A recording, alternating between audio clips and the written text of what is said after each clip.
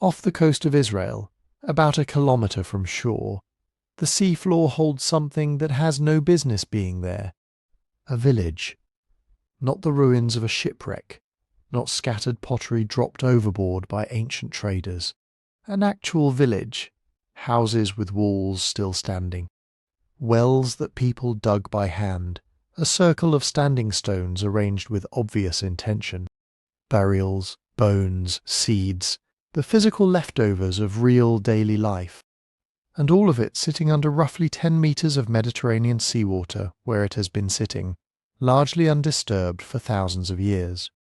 This is Atlit Yam, and it is one of the most remarkable things ever found on this planet.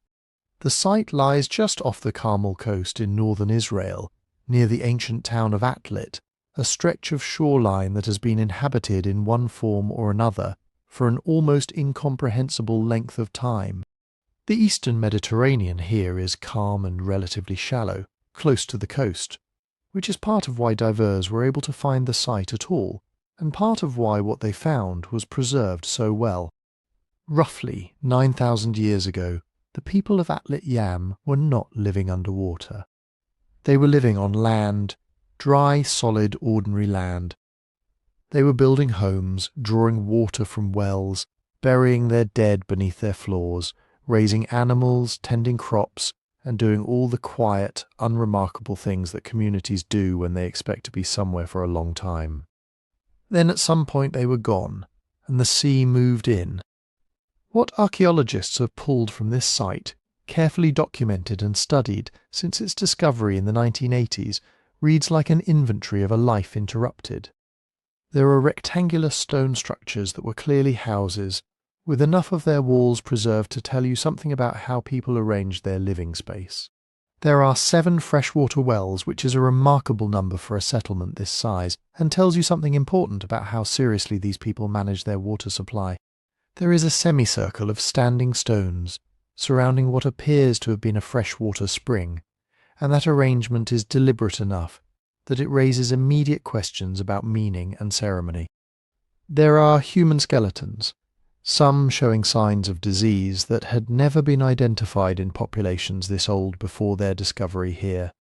There are animal bones, fish bones, grain seeds, the whole picture of a functioning Neolithic community, frozen in archaeological time and then sealed under the sea. The question that drives everything about Atlit Yam is deceptively simple. What happened? Did something sudden and catastrophic force the people out? Or did the sea rise so slowly that the abandonment was gradual, a community walking away from land that was becoming less and less livable over generations? Was it a single event, a wave or a flood that arrived without warning? Or was it the slow, patient work of rising water that eventually swallowed everything they had built? The evidence points in more than one direction, and that tension is part of what makes this site so fascinating and so unresolved.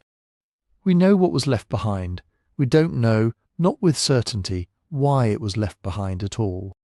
There is something specific and strange about standing knowledge this old in this much detail.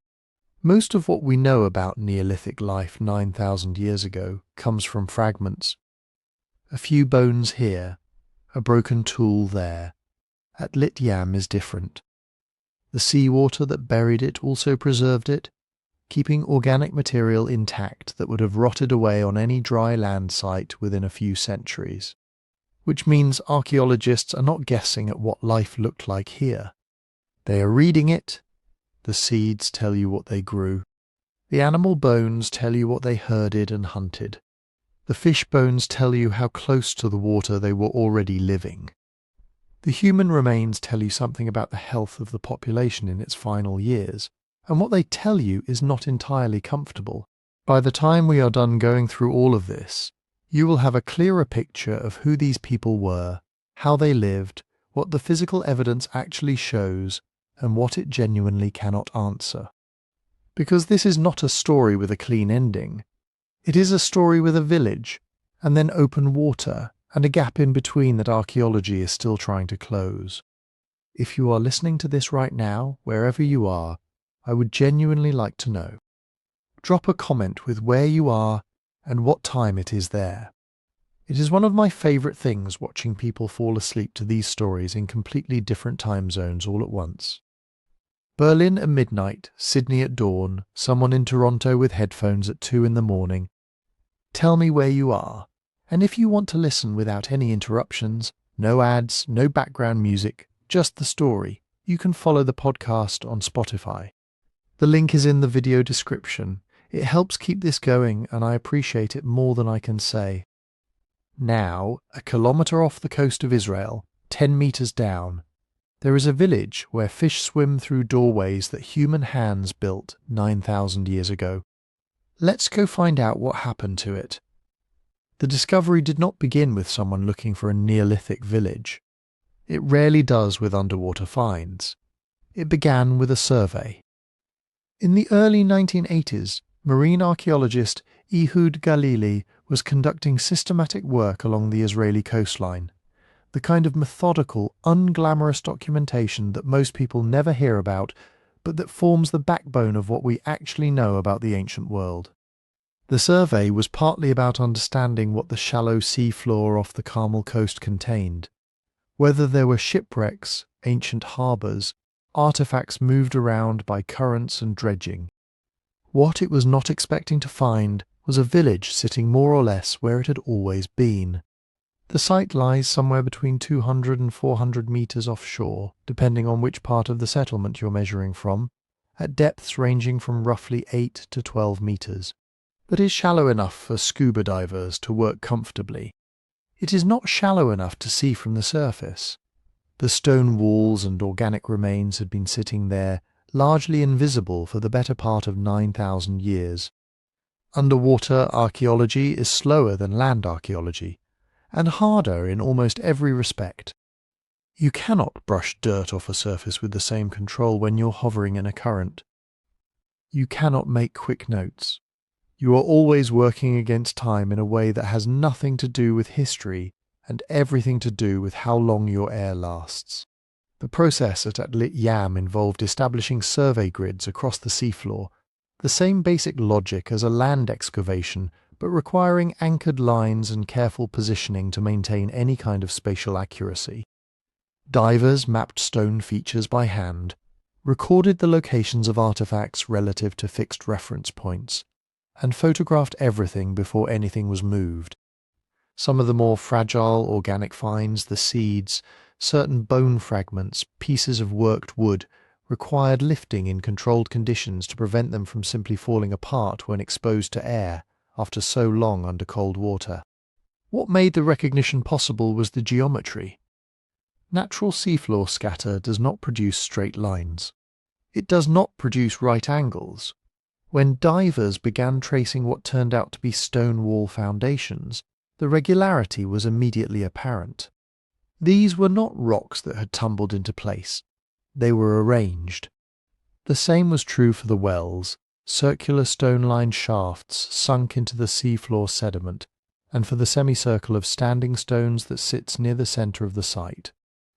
None of these things look accidental once you see them.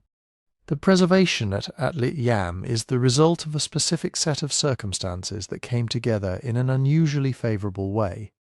Sand burial was a major factor. Much of the site was covered relatively quickly by sediment, which protected it from wave action and from the kind of biological activity that destroys organic material on exposed seafloor. Certain areas also benefited from low oxygen pockets within the sediment, conditions that dramatically slow the decomposition of plant material, bone, and even some textiles.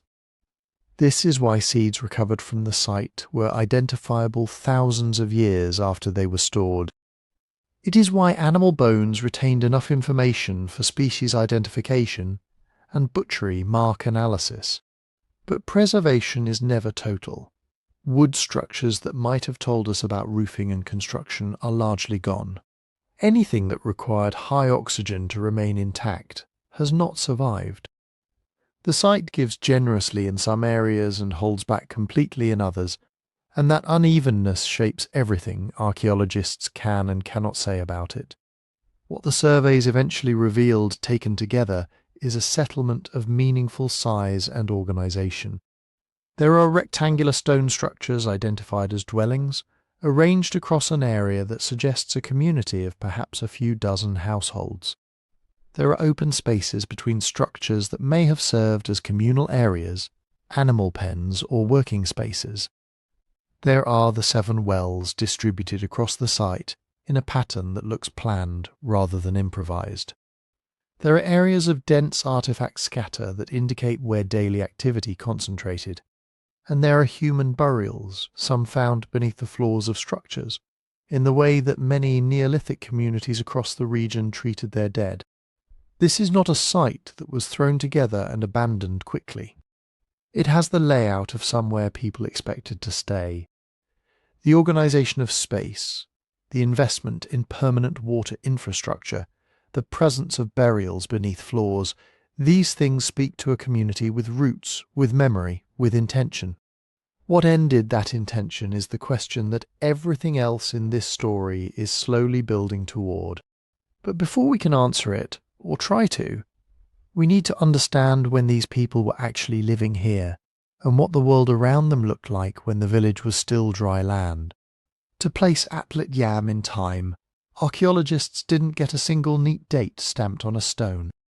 They built a window into the past out of fragments, each one carrying its own uncertainty, and then looked for where those fragments overlapped. When the first samples came up from the seafloor, the obvious move was radiocarbon dating. The village had given up exactly the kind of material that method needs: bits of charcoal from ancient hearths, animal bones with enough collagen still preserved, plant remains from stored grains and seeds that had been sealed away in low-oxygen sand. Each of these held the radioactive trace of carbon-14, slowly decaying from the moment the plant had died or the animal had stopped breathing. In the lab, technicians measured how much carbon-14 remained, compared it to modern levels, and calculated an age in radiocarbon years. But radiocarbon years are not calendar years. They have to be run through calibration curves built from tree rings and other independently dated records that show how atmospheric carbon has changed over time. Only after calibration do you get dates that can be plotted on an ordinary timeline. Those calibrated dates for Atlit Yam cluster in the late 8th millennium BCE, roughly between about 6,900 and 6,300 BCE, depending on the specific sample and the calibration model used. That is the time archaeologists in the Levant call the pre-pottery Neolithic C, or often just the late pre-pottery Neolithic. A period after farming and herding were already established in the region, but before fired pottery became a normal part of daily life. Radiocarbon alone, though, is never enough. A single piece of old wood reused in a younger house can drag your date backwards by centuries. A bone moved by burrowing animals can end up in the wrong layer. So archaeologists at Atlit Yam leaned heavily on context, on stratigraphy, the careful recording of where exactly each sample came from. Underwater, stratigraphy is more complicated. Layers are not clean bands of coloured soil like in a textbook. They are subtle changes in sediment texture and colour, shifts in the density of artefacts, transitions from buried surfaces to fill and back again. Divers working in grids mapped these micro-layers, noting which stones belonged to wall foundations, which patches of compacted sediment were original living floors, which deposits represented later infill as the site was slowly buried. Charcoal taken from a hearth sealed by a collapsed wall is different from charcoal loose in an open patch of sediment. A seed nestled in a storage pit cut into a floor tells a different chronological story than a seed found in a disturbed area near a well. Piece by piece, a relative sequence emerged. Houses built, wells dug, surfaces trampled, refuse accumulating, and then, eventually, the entire complex swallowed by sand and sea. When that stratigraphic sequence is combined with the radiocarbon series, the picture becomes clearer. Atlit Yam is not some Paleolithic camp or Bronze Age harbour. It sits at a very particular pivot point in Near Eastern prehistory, when small villages of farmers and herders had spread across the coastal plains and uplands, and when people were beginning to invest heavily in fixed places. Permanent houses, deliberate graves, wells sunk deep enough to outlast a single generation. Regionally, the pre-pottery Neolithic sea marks a shift from earlier experiments with cultivation to more entrenched agricultural lifeways. Emmer, wheat and barley are already domesticated here. Sheep, goats, cattle and pigs are being managed, not just hunted. Communities inland are growing denser, some with communal architecture and bounded spaces. On the coast, groups like the inhabitants of Atlit Yam are testing what it means to live with one foot in the sea and one in the fields. Fishing, shellfish gathering, and sea mammal hunting are being woven into a diet that also includes cereal grains, pulses, and meat from penned animals. Placing Atlit Yam in the late 8th millennium BCE also ties it into a larger environmental narrative. The last ice age had ended thousands of years earlier, but the world was still adjusting. Global sea levels had risen dramatically since the glacial maximum, tens of meters higher than when ice sheets had locked up water on land. By the time Atlit Yam was occupied, the rate of sea level rise was slowing compared to the explosive meltwater phases, but it had not stopped. The Mediterranean coastline was still creeping landward, sometimes steadily, sometimes in pulses. Low-lying areas that had been dry for generations could become marshy and then tidal within a few human lifespans. This matters for how we think about the village, but the dates themselves do not tell us the day the sea finally won. Radiocarbon cannot give you a calendar afternoon when everyone packed up and walked away. Even the best series of dates can only outline a span of human activity, earliest evidence of settlement, latest traces of use, and a broad window in which abandonment must have occurred. Without a sharp, easily identifiable event layer, a distinctive storm deposit, a tsunami sand sheet clearly draped over an intact occupation surface, the chronology of the final years remains blurred. At Atlit Yam, the evidence so far does not point to a single catastrophic moment neatly sealed in the sediments. Instead, the dates hint at something archaeologists call time averaging. What we see as one coherent village, frozen on the seafloor, may in fact be the accumulated residue of decades, perhaps centuries of repeated building, repair, abandonment of individual structures, and reoccupation nearby.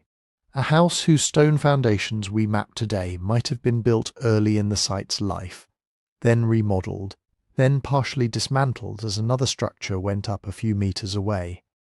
A well that appears central in our plan could have been dug late in the settlement's history, replacing earlier water sources now invisible to us.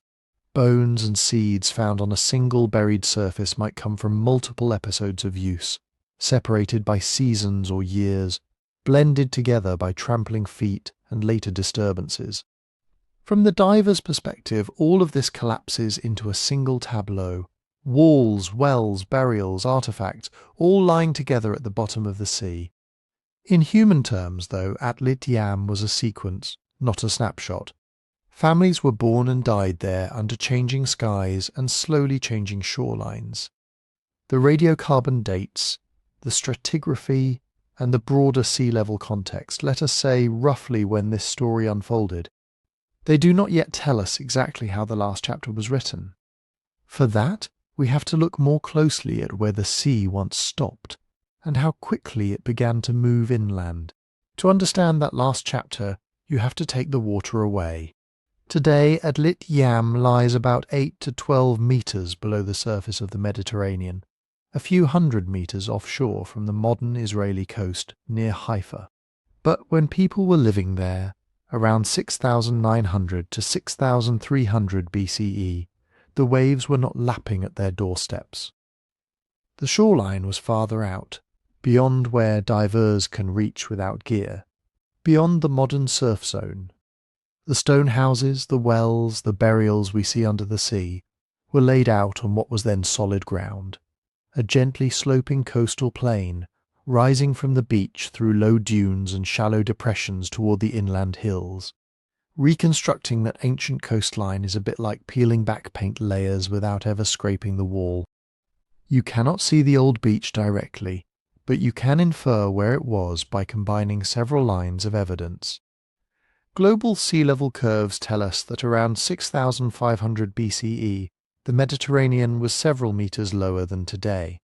Local cores drilled off the Carmel coast show how sediment types change with depth, beach sands grading into nearshore silts, then into the finer muds that settle in deeper, calmer water. Somewhere in that vertical transition is the place where the waves used to break.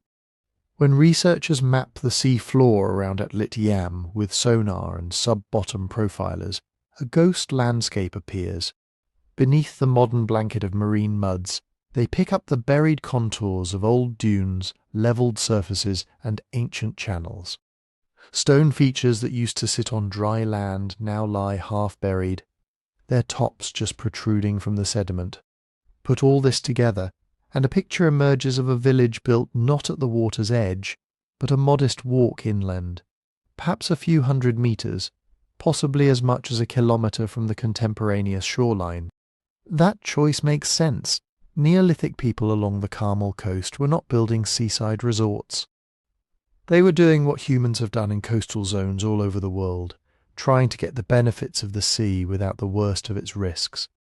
Coastal plains in a Mediterranean climate are especially attractive. Winters bring most of the rain, often in short, intense bursts. Summers are long, hot and dry, but the soils, recharged by the wet season, can hold enough moisture to support cereals and legumes if they are managed carefully. Between the limestone ridge of Mount Carmel to the east and the sea to the west, water from seasonal rains gathers into small streams, springs and wetlands. Low spots hold groundwater close to the surface, making wells worthwhile. Floods spread fine sediments into shallow basins, creating fertile patches ideal for early agriculture. At Atlit Yam, the wells are a direct clue to this underground water world. Some were dug more than 5 meters deep, cutting through layers of soil and sand into the freshwater lens that floats on heavier seawater below. Around them, archaeologists have found plant remains that thrive in damp conditions, as well as bones from animals that would have grazed in nearby meadows and marshy edges. This was not a dry, wind-blown shore, it was a mosaic. Fields of emmer wheat and barley on slightly higher ground, patches of wild vegetation, and, in the low-lying areas, wetlands fed by seeps and small channels draining the Carmel slopes. The sea added another layer of resources. Fish, shellfish and marine mammals could be taken from relatively near-shore waters. Salt could be harvested from evaporated seawater in shallow pans or from naturally salty patches along the coast. The beach itself was not just a foraging zone, but a corridor.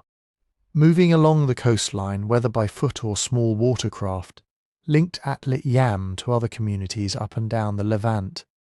Even before formal harbours existed, coastal villages sat on what were effectively trade routes, exchanging obsidian, flint, shells, animal products, and perhaps ideas and spouses. Underwater topography helps fill in how people might have used this space. Slight ridges and terraces on the buried land surface mark former shore-parallel dunes or low rises. Depressions, some now silted up, were probably old stream channels or seasonal ponds. A village placed on a stable, slightly elevated tongue of land between two wet depressions would have had easy access to fresh water, pasturage, and routes to the beach, while staying above most seasonal flooding. All of this makes Atlit Yam look like a well-chosen home, close enough to the coast to exploit marine resources and coastal movement, but not so close that every winter storm would threaten to tear the houses apart. Yet that same geography holds the seed of the later problem. The low coastal plain that made agriculture and wells possible was also the part of the landscape most sensitive to rising seas. As the global ocean continued its slow climb after the last ice age, the ancient shoreline inched inland. What had been beach became backshore dunes. Wetlands crept landward as salty water pushed into formerly fresh channels. The freshwater lens shifted, the balance between wells and seawater changed. A settlement that began at a comfortable distance from the waves could find itself, generations later, in a zone where storm surges reached farther and salt intruded more often. We do not see that change directly. There is no ancient photograph of the waves moving closer year by year. Instead, the story is encoded in the sediments and in things small enough to fit on the head of a pin. Cores taken around Atlit Yam show layers rich in terrestrial plant pollen and freshwater mollusk shells overlain by layers where marine microfossils dominate. Tiny foraminifera that live only in seawater dinoflagellate cysts associated with coastal marine conditions, fragments of marine shell. The grain size shifts too from coarser sands and silty soils, typical of a subaerial plain, to finer muds that settle out in quiet, shallow marine environments. Geochemists can sometimes detect changes in salinity in the pore waters trapped in those layers, or in the ratios of certain elements that signal increased marine influence. By stacking these clues, archaeologists and geologists can trace the slow but inexorable transformation of a dry inhabited landscape into seafloor. The wells that once tapped fresh water now sit submerged. House floors, once trampled by bare feet, lie under centimetres of marine sediment. A stone circle once above the tide line stands today in constant contact with salt water. This is the central tension built into Atlit Yam's geography. The villagers chose their location for reasons that were entirely rational in their own time. Reliable water, fertile soils, rich coastal resources, access to movement and exchange. The very features that made the site so attractive also placed it on a moving edge, a boundary that over centuries did not stay put. To see how that tension played out in the lives of the people themselves, though we need to look closer at the village as they built it. The houses they arranged on that disappearing plain, the routines that filled their days, and the ways they tried to make this shifting place feel like home. When divers first explored Atlit Yam, they were not swimming through intact houses.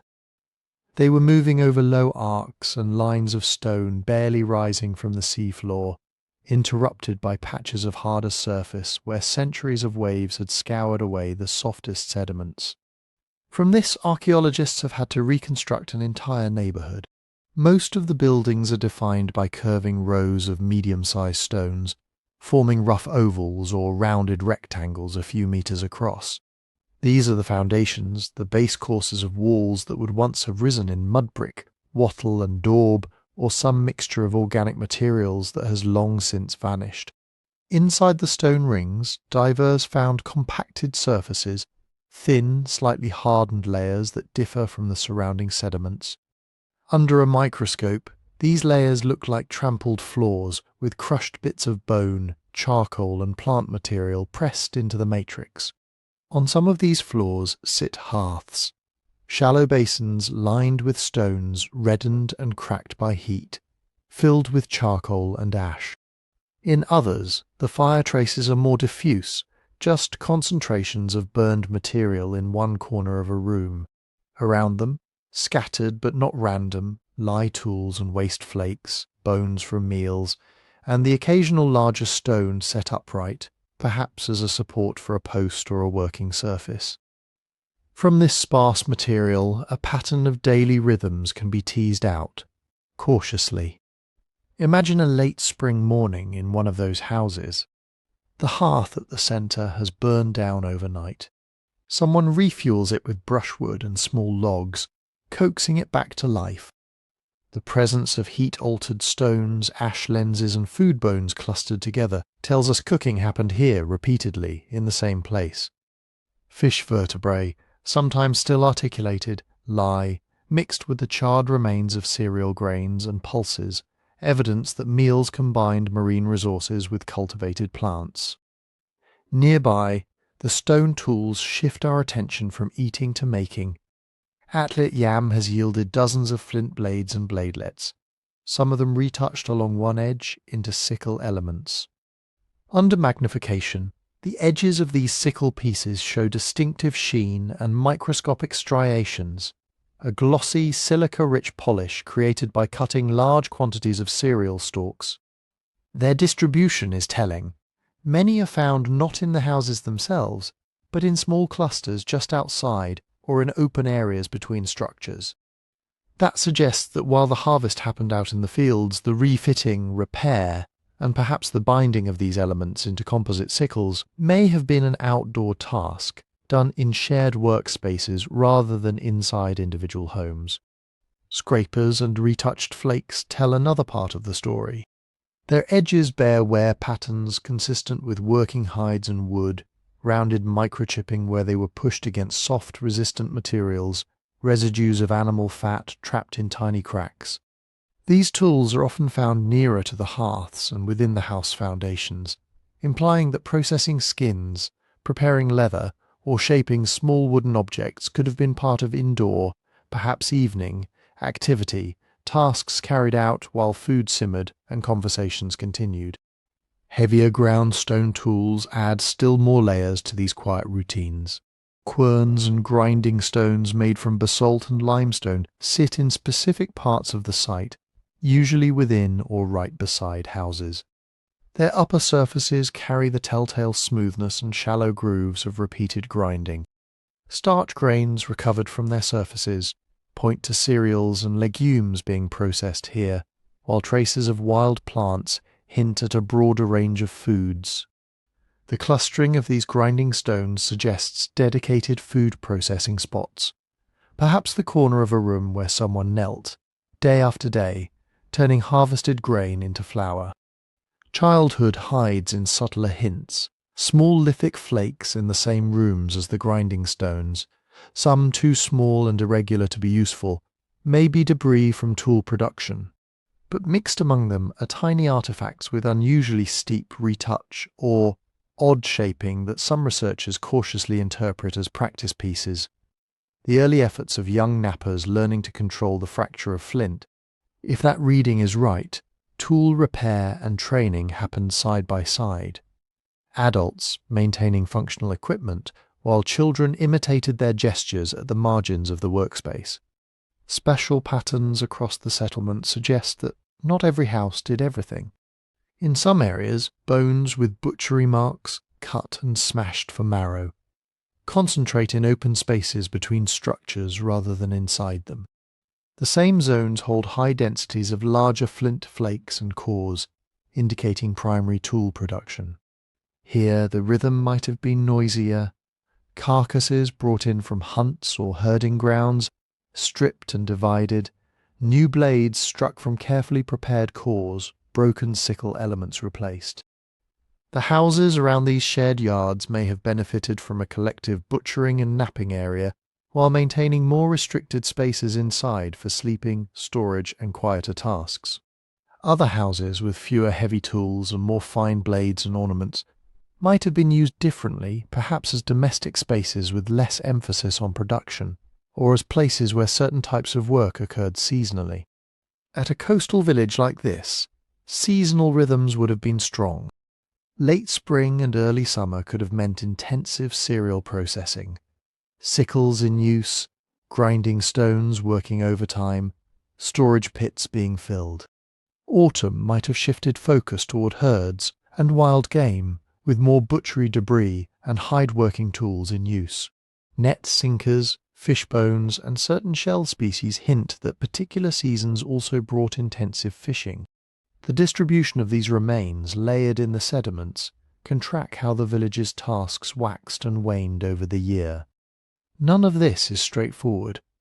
Archaeologists are working with tiny differences in artifact densities, subtle variations in wear, and chemical traces that can be ambiguous. A flint blade with edge damage could have been used to cut plants, meat, or even soft wood. Only detailed use wear analysis and residue studies narrow down the options, and even then, more than one interpretation can fit. A concentration of bones might be a dumping area, a butchery spot, or the remains of a carnivore's activity. Hearths may have been used for cooking, but also for craft work that required controlled heat, like drying fish or processing plant fibers. The underwater context adds another layer of uncertainty. Currents can move light artifacts. Marine organisms can burrow, mix, and obscure surfaces. Not every stone ring is necessarily a house. Some could be pens, storage structures, or features whose purpose we no longer recognize. Patterns that look like intentional zoning, this area for food, that area for tools, could partly reflect how the site was buried and eroded rather than how it was lived. So when we talk about cooking corners, napping yards, or childcare in the doorway, we are talking about probabilities, about scenarios that fit the physical evidence without being the only possible story. The stone foundations, the hearths, the worn grinding slabs, and the microscopic scratches on flint edges do not tell us who laughed where or whose hands learned to shape a blade. They simply mark where certain energies were repeatedly focused. Within those traces, though, you can sense a steady, almost unremarkable intimacy with the place. Fire relit in the same spots year after year. Tools reworked on the same patches of ground. Food prepared and eaten along familiar paths between house and yard, hearth and work area. Before the sea arrived, Atlit Yam was not a mystery. It was home in all the ordinary ways that word implies. To see how that ordinariness intersected with the extraordinary environment around them, we need to step just outside these walls to the wells that still sit where the villagers dug them, and to the secrets that settled, grain by grain, at their muddy bottoms. Step out from the low stone walls and you encounter something different. Not a hearth, not a work surface, but deep, circular cuts into the ancient ground, lined with stones that drop out of sight. These are the wells of Atlit Yam, and in many ways they are the clearest signatures that this place was meant to last. Archaeologists pay special attention to wells because people do not dig them casually. A well takes time, coordination, and planning. You have to know where fresh water sits under your feet, understand how it rises and falls through the year, and be willing to invest labour into a feature that only makes sense if you expect to be here for a while. In a world of seasonal camps and shifting encampments, a lined well on a flat coastal plain is a declaration: we live here. At Atlit Yam, several such wells have been found, some as much as a few metres deep, their stone linings still coherent under the sea. When they were first used, the shoreline would have been hundreds of metres away. This was not a beachside pit catching occasional runoff. It was a carefully engineered opening into the freshwater lens that forms beneath permeable coastal sediments. The villagers were tapping a hidden, replenishing reservoir, a quiet partnership with the geology under their feet. A well like this changes everything about daily life.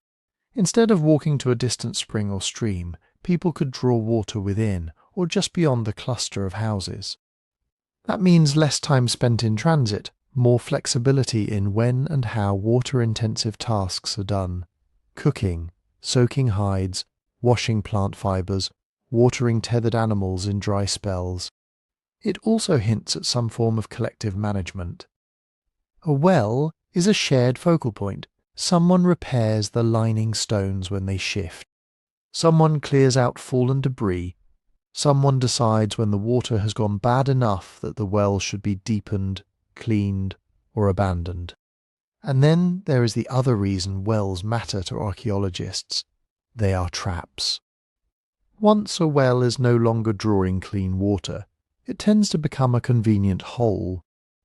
People toss things into it: broken tools, food waste, unwanted bones. Wind and rain carry seeds, pollen, and dust down its shaft.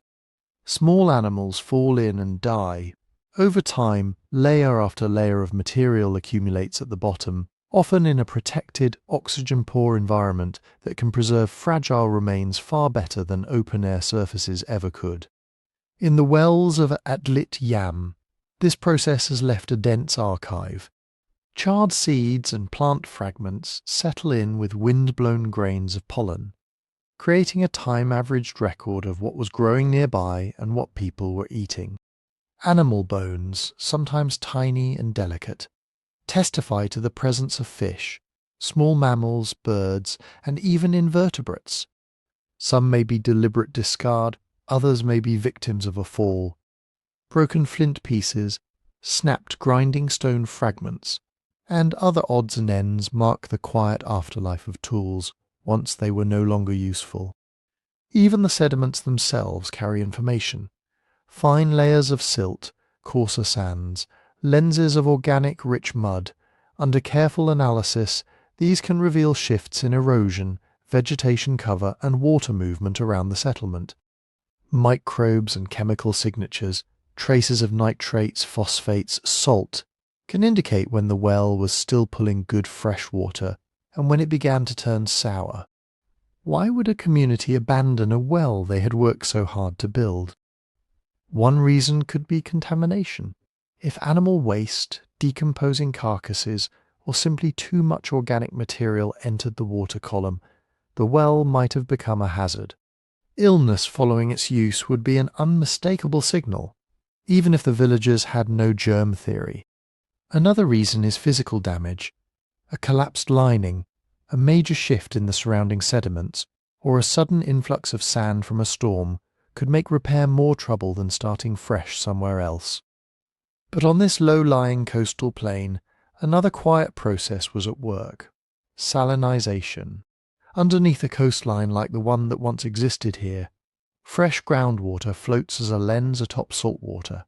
As the sea level rises, that saltwater pushes inland and upward.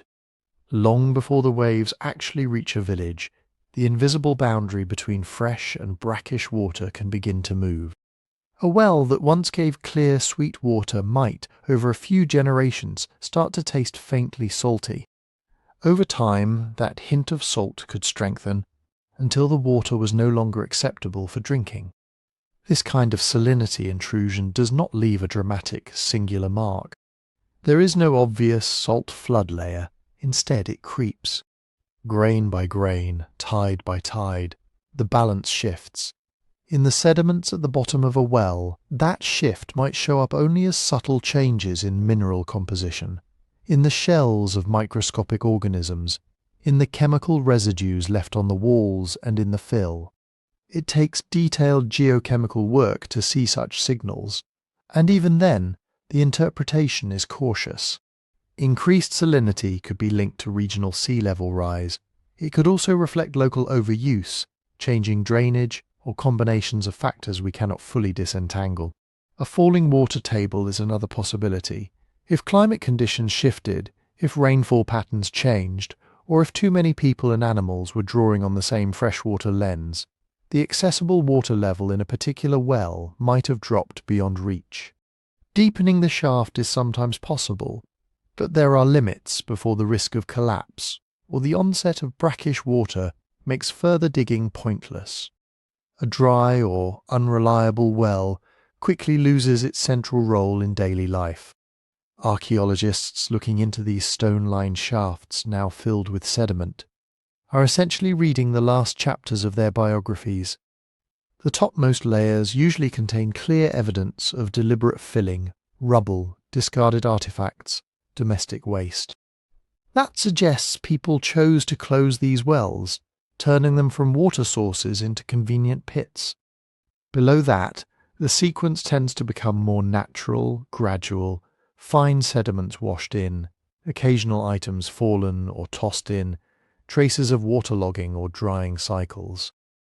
What we would love to find is a sharp diagnostic event layer, something that clearly marks a sudden change, a distinct band of marine shells where there had been none before, for instance, might point to a storm surge or rapid saltwater intrusion. A layer of collapsed stones intermixed with domestic debris might signal a catastrophic collapse or a single episode of intentional demolition. At Atlit Yam, the record is subtler. The fills appear to reflect slow processes, piecemeal discard and gradual abandonment, rather than one obvious disaster captured in a single band of sediment. That subtlety is both a limitation and a gift. Without a crisp event layer, we cannot say, here is the moment the sea took the well, or here is the year they gave up on this water source. Instead, we see trends, a shift in what kinds of seeds appear, changes in the proportion of marine to terrestrial microfossils, variations in salinity indicators. These suggest evolving conditions and responses, but they stop short of narrating them for us. Still, even within that ambiguity, the wells of Atlit Yam speak clearly of intent and adaptation. They tell us this was a community that understood its landscape deeply enough to tap hidden water, monitor its quality, and eventually make decisions about when to relocate that precious resource. They also show how vulnerable that understanding was to changes just beyond human control, subtle movements of the freshwater lens, the slow inland advance of the sea. As we follow those clues further, from the water drawn up in clay vessels to the fields that depended on it, the story of Atlit Yam widens again, out across the damp soils of the coastal plain, where people tried to coax crops from ground that was always, quietly, connected to the sea. Follow that water outward, and you reach the real gamble of life at Atlit Yam, the fields. We are used to thinking of early farming as something that happens on river terraces or inland plains, safely away from the shifting edge of the sea. But around 6,900 to 6,300 BCE, when Atlit Yam was occupied, people along the eastern Mediterranean coast were already experimenting with a more delicate arrangement. They were trying to raise crops on land that was low, flat, and never entirely free from the influence of salt. The plant remains from Atlit Yam are fragmentary, and always filtered through the ways we recover them. When archaeologists excavate here, they do not just lift stones and collect obvious artifacts. They also take buckets of sediment from hearths, pits, and the fills of those abandoned wells, then run them through water in a process called flotation. Charred seeds and tiny plant fragments, lighter than the surrounding soil, rise to the surface and are skimmed off. Heavier bits sink and are sorted separately. Under a microscope, the outlines of cereal grains, legume seeds, and chaff begin to emerge. From this kind of work, a familiar cast of plants shows up, echoing what we know from other Neolithic sites in the Levant. Domesticated wheat, often emmer or einkorn and barley appear, sometimes as whole charred grains, sometimes as broken pieces fused into ancient bread-like lumps. Legumes, especially lentils and peas, leave behind their own distinctive seeds. There are also hints of wild plants, fig, maybe wild fruit stones, bits of gathered greens. The exact list depends on which samples you look at, and new discoveries can still shift it, but the overall impression is clear. This was not a purely foraging community that just happened to live near the sea. Atlit Yam was part of the early farming world. Beyond the naked eye, there is a second layer of evidence. Pollen grains survive in sediments, each species sculpted into a miniature, species-specific form. Phytoliths, tiny silica bodies that form inside plant tissues, can endure long after the plant itself has rotted away. When these microbotanical remains are extracted from soil samples on and around house floors, hearths, and within well fills, patterns begin to form. Certain phytolith shapes point to grasses, including cereals. Others suggest reeds and wetland plants, perhaps brought in as thatch or fodder. Together they sketch a landscape where cultivated fields, damp margins, and natural vegetation coexisted in close proximity. Inside the houses, the tools of this farming life sit where they fell. Large, heavy grinding stones, basalt or limestone querns, rest on packed floors, sometimes paired with handstones polished by thousands of repetitive strokes. These are not opportunistic tools. They are fixtures built into daily routines of cracking, grinding and sieving grain. Flint blades with glossy, sickle-like wear on their edges hint at reaping. Repetitive cutting of silica-rich cereal stems polishes the stone in a distinctive way, leaving a sheen that can still be seen under strong light today. Hearths add another piece. Their ash layers sometimes contain burnt chaff, weed seeds and other agricultural waste swept up with the fuel. In some houses, concentrations of charred grain and the layout of adjacent features have led researchers to suggest the presence of small storage areas, niches, bins, perhaps even above-ground granaries now lost, but implied by post holes and floor discolorations. None of this matches the big communal silos of later village life, but it does indicate planning beyond the next meal. People here were not just eating what they gathered each day, they were trying to smooth out the sharp edges of seasonal abundance and scarcity. On this coastal plain, that planning had to be tightly timed. Cereal crops in this region depend on the winter rains. Fields would have been sown in the cooler, wetter months, when the groundwater lens was high and the soil held moisture. Spring brought rapid growth and then a narrow harvest window before the full heat of the dry season. Harvest too early, and the grains are soft and low in yield. Too late, and storms, wind, or a spike in humidity can ruin standing crops. Living so close to the sea added its own layer of uncertainty. Coastal weather can turn abruptly.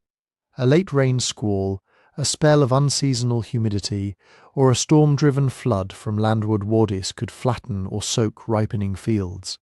Salt-laden winds during a dry spell could burn delicate plant tissues at the very moment farmers hoped to secure their surplus.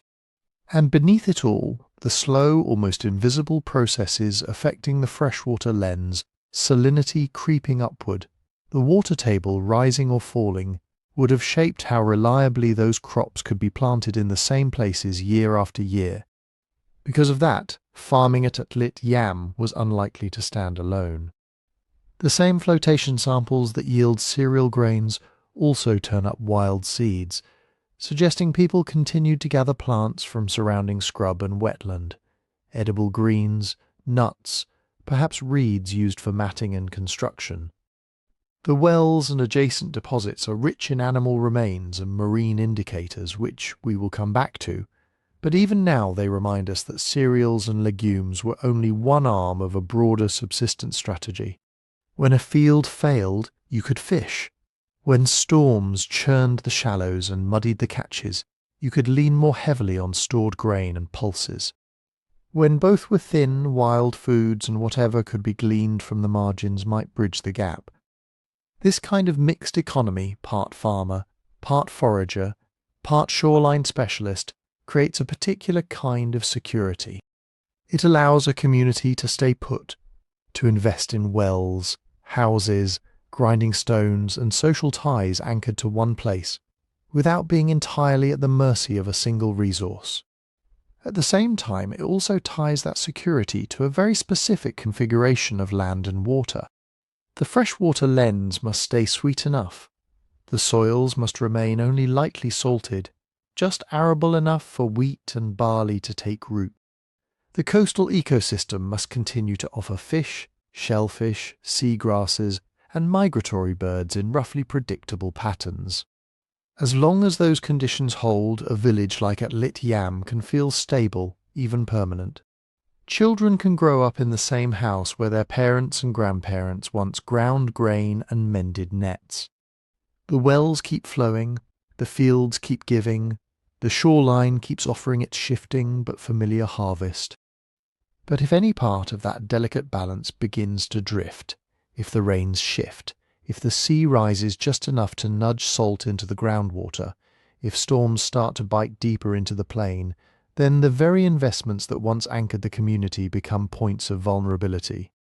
The grinding stones are too heavy to move far. The wells cannot simply be picked up and carried inland.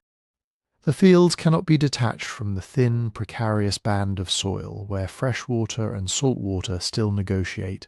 Food security and settlement permanence are joined here, but so are permanence and risk. To understand how that played out for the people of Atlit Yam, we have to step away from the fields and look at the rest of their food web, at the animals they kept, the hunts they undertook, and the shoreline that both fed them and, eventually, rose above them. Step away from the fields and you walk into another part of Atlit Yam's economy. The animals that walked, grazed, and swam around the village. When archaeologists dug through the fills of wells, the floors of houses, and the trashy edges of the site, they found bones. Lots of bones. Not just the scattered remains of hunted wild game, but patterns that look very much like managed herds. Cattle, sheep, and goats all show up in the assemblage, and they do not appear in random proportions. Take the cattle first. At this time in the Levant, around the 7th millennium BCE, people were already starting to manage and domesticate local aurochs, the wild ancestors of modern cows. At Atlit Yam, cattle bones include individuals that died at ages which make more sense for a herding strategy than for opportunistic hunting. You see some younger animals likely killed for meat when their growth made them efficient food sources. You also see older individuals, especially females, that seem to have lived long enough to have been valuable for milk or for breeding. If you were just hunting wild cattle when you could, you would expect more very young and prime-age kills, animals you could most easily ambush or chase down. The age profile here leans toward deliberate management. Sheep and goats tell a similar story. Their bones show a spread of ages that fits with controlled culling. Many are killed in the first couple of years of life, old enough to have grown to a useful size, young enough that you are not wasting years of feed and labour on non-productive mouths. A smaller number live on into adulthood, probably as breeding stock or milk producers. Under a microscope, the bones bear cut marks in predictable places, around joints where limbs were separated, along ribs and vertebrae where meat was sliced away, near horn cores where skulls were processed. These are not the sporadic marks of rare feasts. They are the repetitive traces of everyday butchery. Herd management shows up in subtler ways too. Pathologies, changes in bone shape and texture, hint at animals that spent a lot of time near people. Some limb bones show stress that can come from tethering or from walking repeatedly over similar ground, rather than roaming freely over large territories.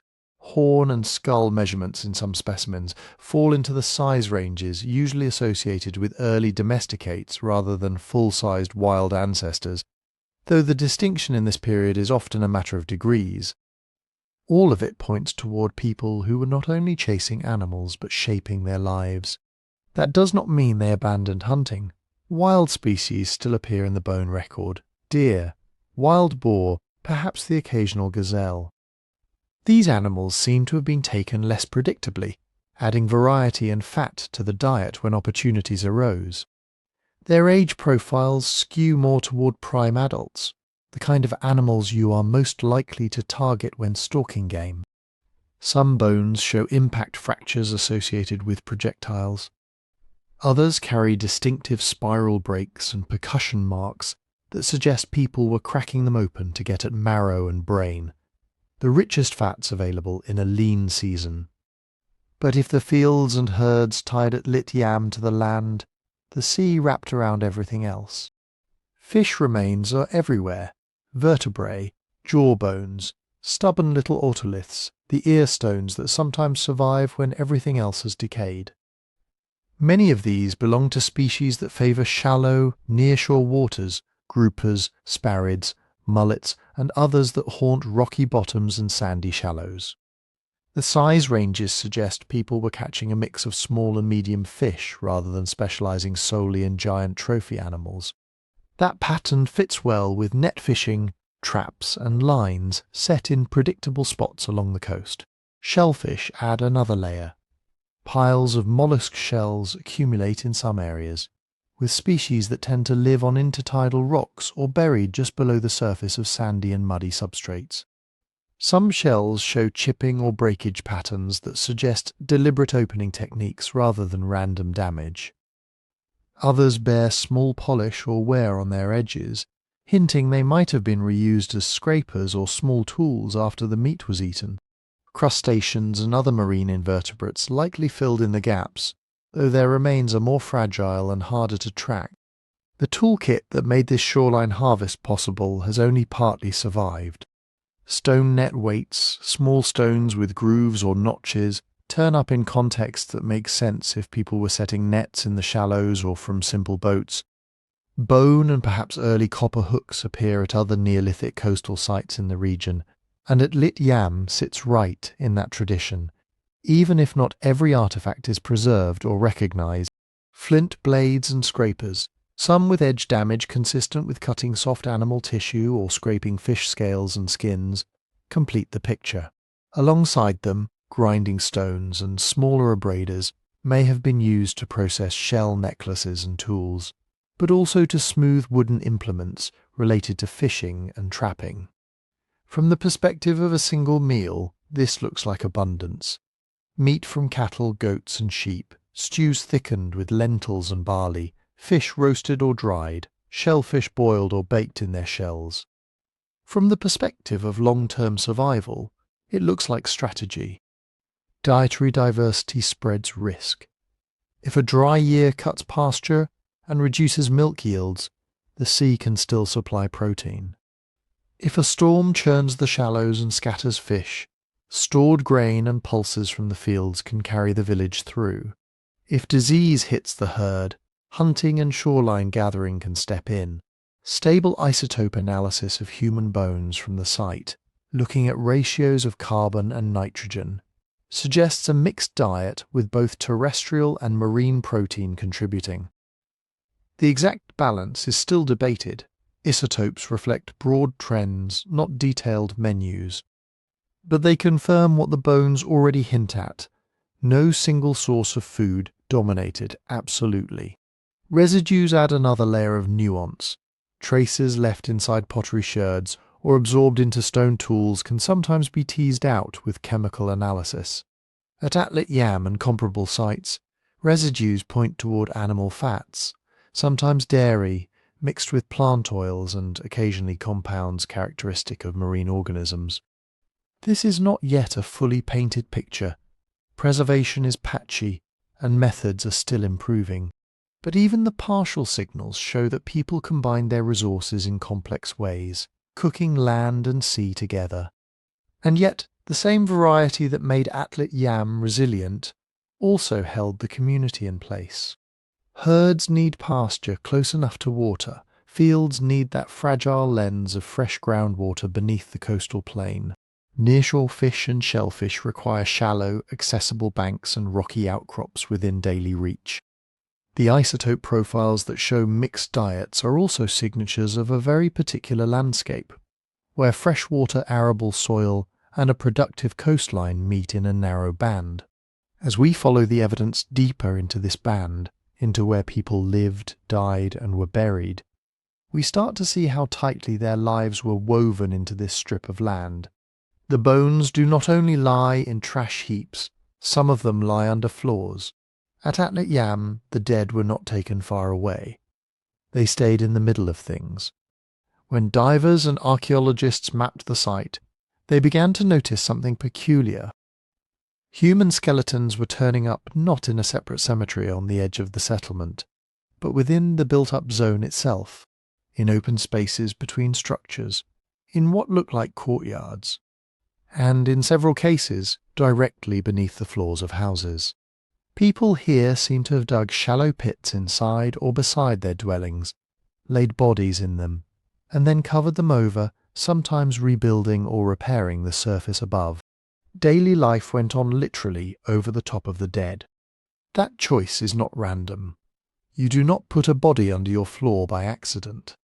In many Neolithic communities around the eastern Mediterranean, burying the dead within the settlement seems to have been one way of keeping ancestry close.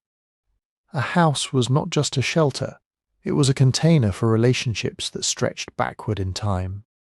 Parents, grandparents, perhaps children, some of them may have remained physically present in the place their family continued to inhabit. At Atlit Yam, that pattern likely held, though the exact kin ties are not always clear. DNA preservation underwater is tricky, and the sample sizes are small. But the simple fact that burials cluster within the living area suggests they were not anonymous burials. They were specific people, known to specific households. Imagine what that does to the feel of a place. You sleep, cook, and work above the buried bodies of those who shaped your life. When you repair a wall or tamp down a floor, you're also maintaining a connection with whoever lies beneath it.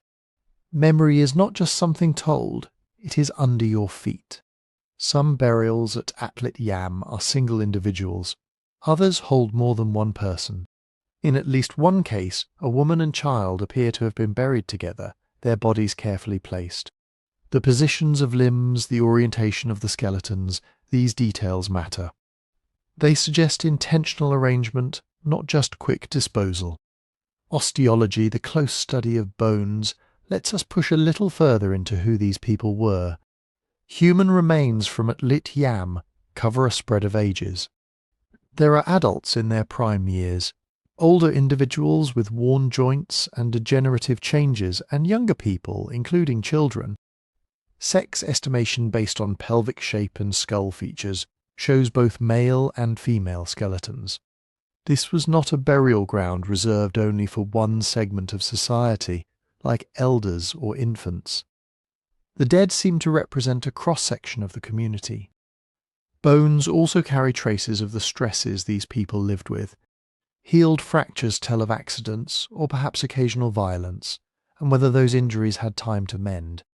Joint surfaces show wear consistent with repetitive tasks, lifting, grinding, walking long distances.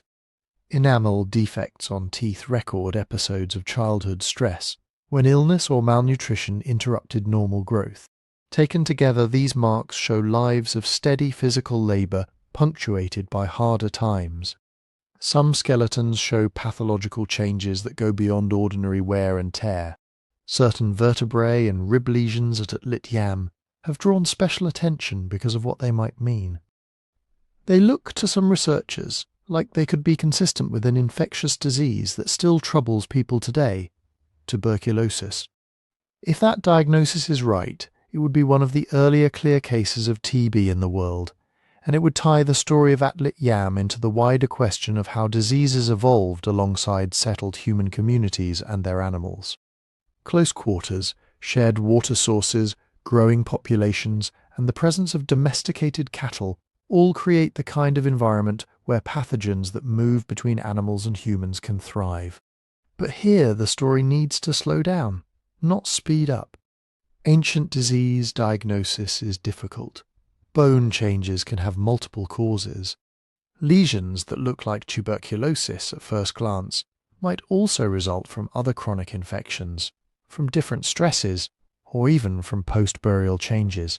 To be confident, archaeologists and bioanthropologists try to combine several lines of evidence: the pattern and location of bone damage, microscopic structure, any preserved DNA fragments from pathogens, and ideally comparisons with large samples from similar contexts.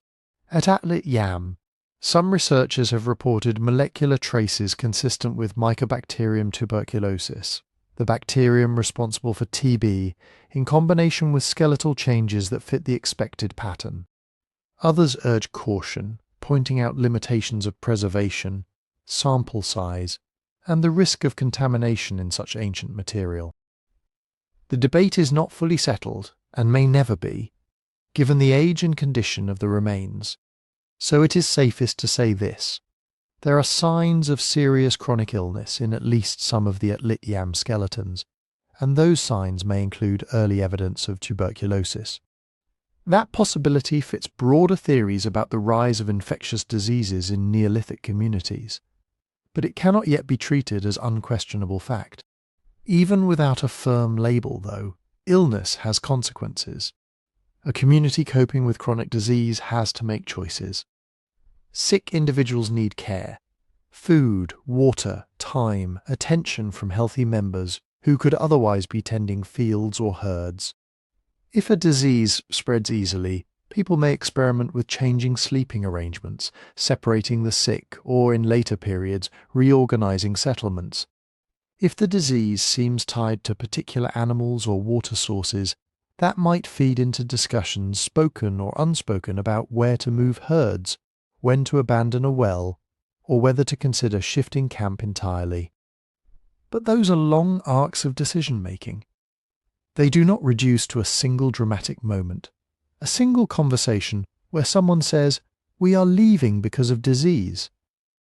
Atlit Yam's history was likely shaped by overlapping pressures, shifting groundwater, storms, shoreline erosion, economic opportunities, social tensions, and, among them, the slow grinding weight of illness. Under the floors, the bones capture one dimension of that story: who lived, who died, and how they were remembered. Above them, people kept living, caring for children, tending fires, mending nets, while the sea quietly worked at the edges of their world. Those quiet burials set the mood for another unresolved feature of Atlit Yam: a ring of stones standing where the waves roll now, hinting at rituals and meanings we can only partially recover. Out beyond the clustered house foundations and the buried dead, there is something else. If you swim across the site today, you come to a low, open area where the seafloor rises just slightly, like a shallow platform. On that platform stands a ring of stones. They are not towering monoliths like Stonehenge. These are modest in size, about 1 metre high, 1.5 meters at most. But they are upright, they are arranged, and some of them have been worked. Archaeologists mapped them carefully. 7 large stones forming an arc, set upright in a roughly semicircular or horseshoe pattern. Each one anchored in place in a shallow pit, chocked with smaller stones so they would stand firm. They are not random boulders left by an ancient shoreline. They were quarried from nearby, moved here, and planted. A few of the stones bear shallow cut marks on their upper surfaces, small rounded depressions pecked into the rock. Not natural erosion, but deliberate modification. Inside the arc, on the seafloor between these standing stones, divers found something else: a concentration of pits, stains, and stone basins that do not match ordinary house floors or trash areas. At least one of the basins shows traces of having held water. Others may have been used for soaking, grinding, or mixing. Put all of that together, and this patch of seabed begins to look less like another dwelling and more like a place set aside. A constructed focus point in the middle of a low-lying area that was once dry ground. What was it for? One straightforward interpretation is that this was a communal gathering space. A place where people from different households came together when something needed to involve more than one family: discussions, agreements, feasts, or decisions about herds and fields. The ring of stones might have helped define a boundary. Inside is where the group meets. Outside is ordinary space. Another possibility is that it marked something more specific: water. When you look at the original topography reconstructed from cores and sonar scans, this stone circle sits near the point where fresh groundwater would have come closest to the surface. It is not far from one of the wells, and the arrangement suggests that water, whether seeping, pooling, or simply known to lie just below, was a key part of its meaning. Those shallow basins inside the ring, some of them apparently used to collect or manipulate water, reinforce that link. This could have been a place where water was drawn, stored, blessed, or observed. That edge between land and water has always carried extra weight in human imaginations. Springs, wells, and seeps in many cultures become focal points, places where offerings accumulate, where stories cluster, where the invisible feels a little closer. In a settlement that depended on balancing fresh water from wells with salt water from the sea, a spot where the ground literally sweated drinkable water would have been crucial. Ritual is one word for the extra attention we give to such places. But archaeologists are cautious about that word. Ritual can easily become a placeholder for "we don't know what else to call it." So there are criteria, informal, but widely used before that label is even tentatively applied. Context is the first. Is the feature embedded in normal domestic space, or does it stand apart? The Atlit Yam stone circle is not inside a house. It sits in a kind of open zone, without the usual scatter of hearths, post holes and floor levels that mark everyday living. Repetition is another. Do similar features appear in more than one place or layer, suggesting a pattern? At Atlit Yam, this exact stone ring is unique on the site, but comparable arrangements of standing stones and basin-like features show up at other pre-pottery Neolithic sites in the Levant and Anatolia. Not identical, but similar enough to suggest a shared habit of marking special places with stones and carved depressions. Then there is unusual placement. Stones that take effort to move and set upright have to earn their keep. If they stand somewhere that does not make much sense for storage, shelter, or simple convenience, that strangeness itself is meaningful. The Atlit Yam stones do not support a roof. They are not retaining a terrace. They frame an open patch of ground, finely associated finds. Do you see particular kinds of artifacts or substances around them? Burnt offerings, animal bones in unusual combinations, rare objects, pigments or residues. At Atlit Yam, the picture is suggestive but not decisive. There are some animal bones and stone tools in and around the circle, but no clear altars, no obvious offerings that shout ceremony.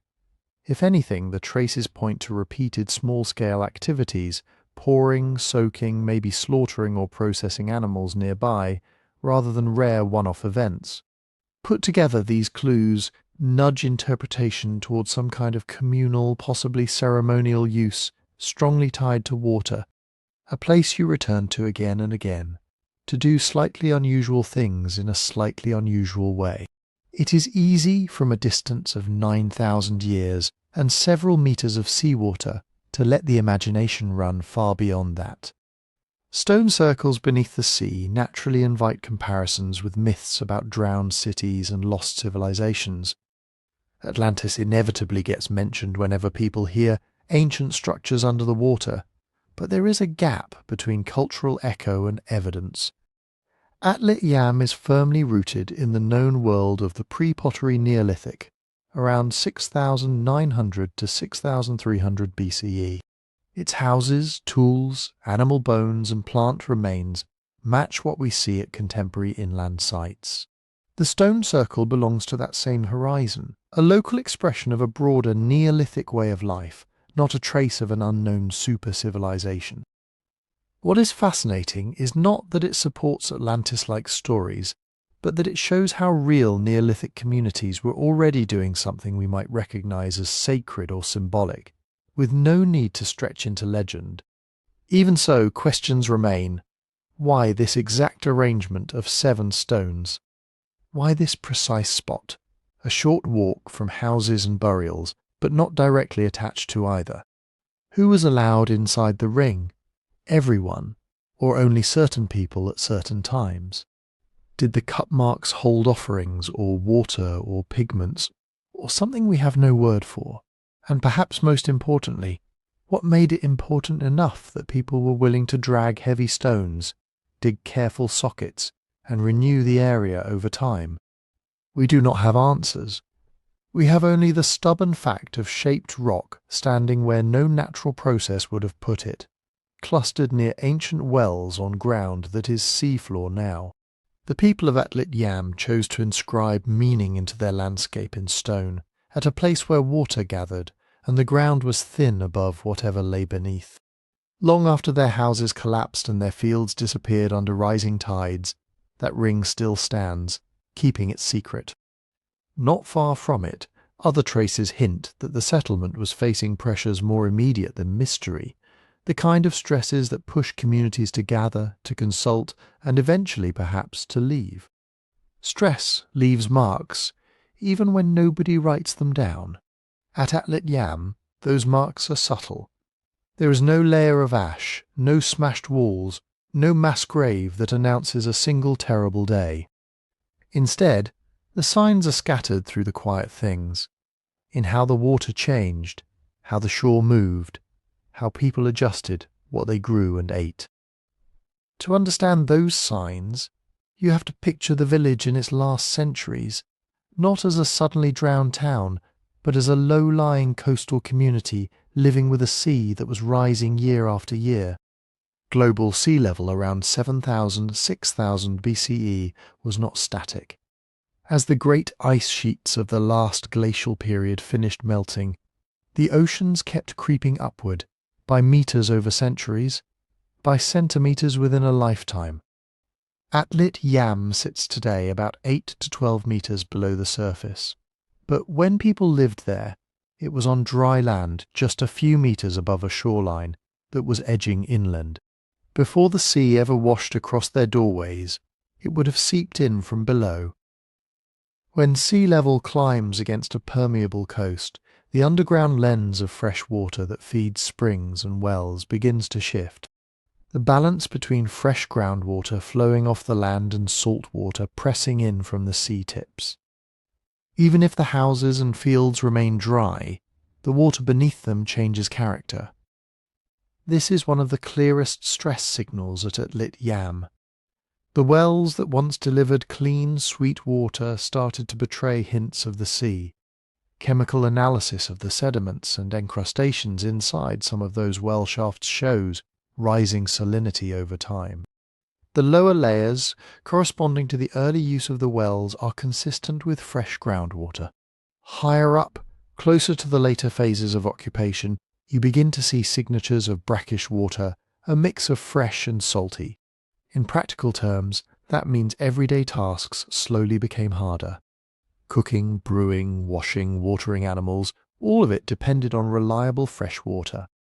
A slightly salty taste might be tolerable at first, but for crops and for infants it quickly becomes a problem. People may have had to walk farther to fetch water from less affected sources or dig new wells uphill, away from the creeping influence of the sea. The ground itself would have been changing too. Rising groundwater saturates low-lying soils. What was once firm earth can become seasonally waterlogged or marshy. Roots rot more easily, house floors need more maintenance.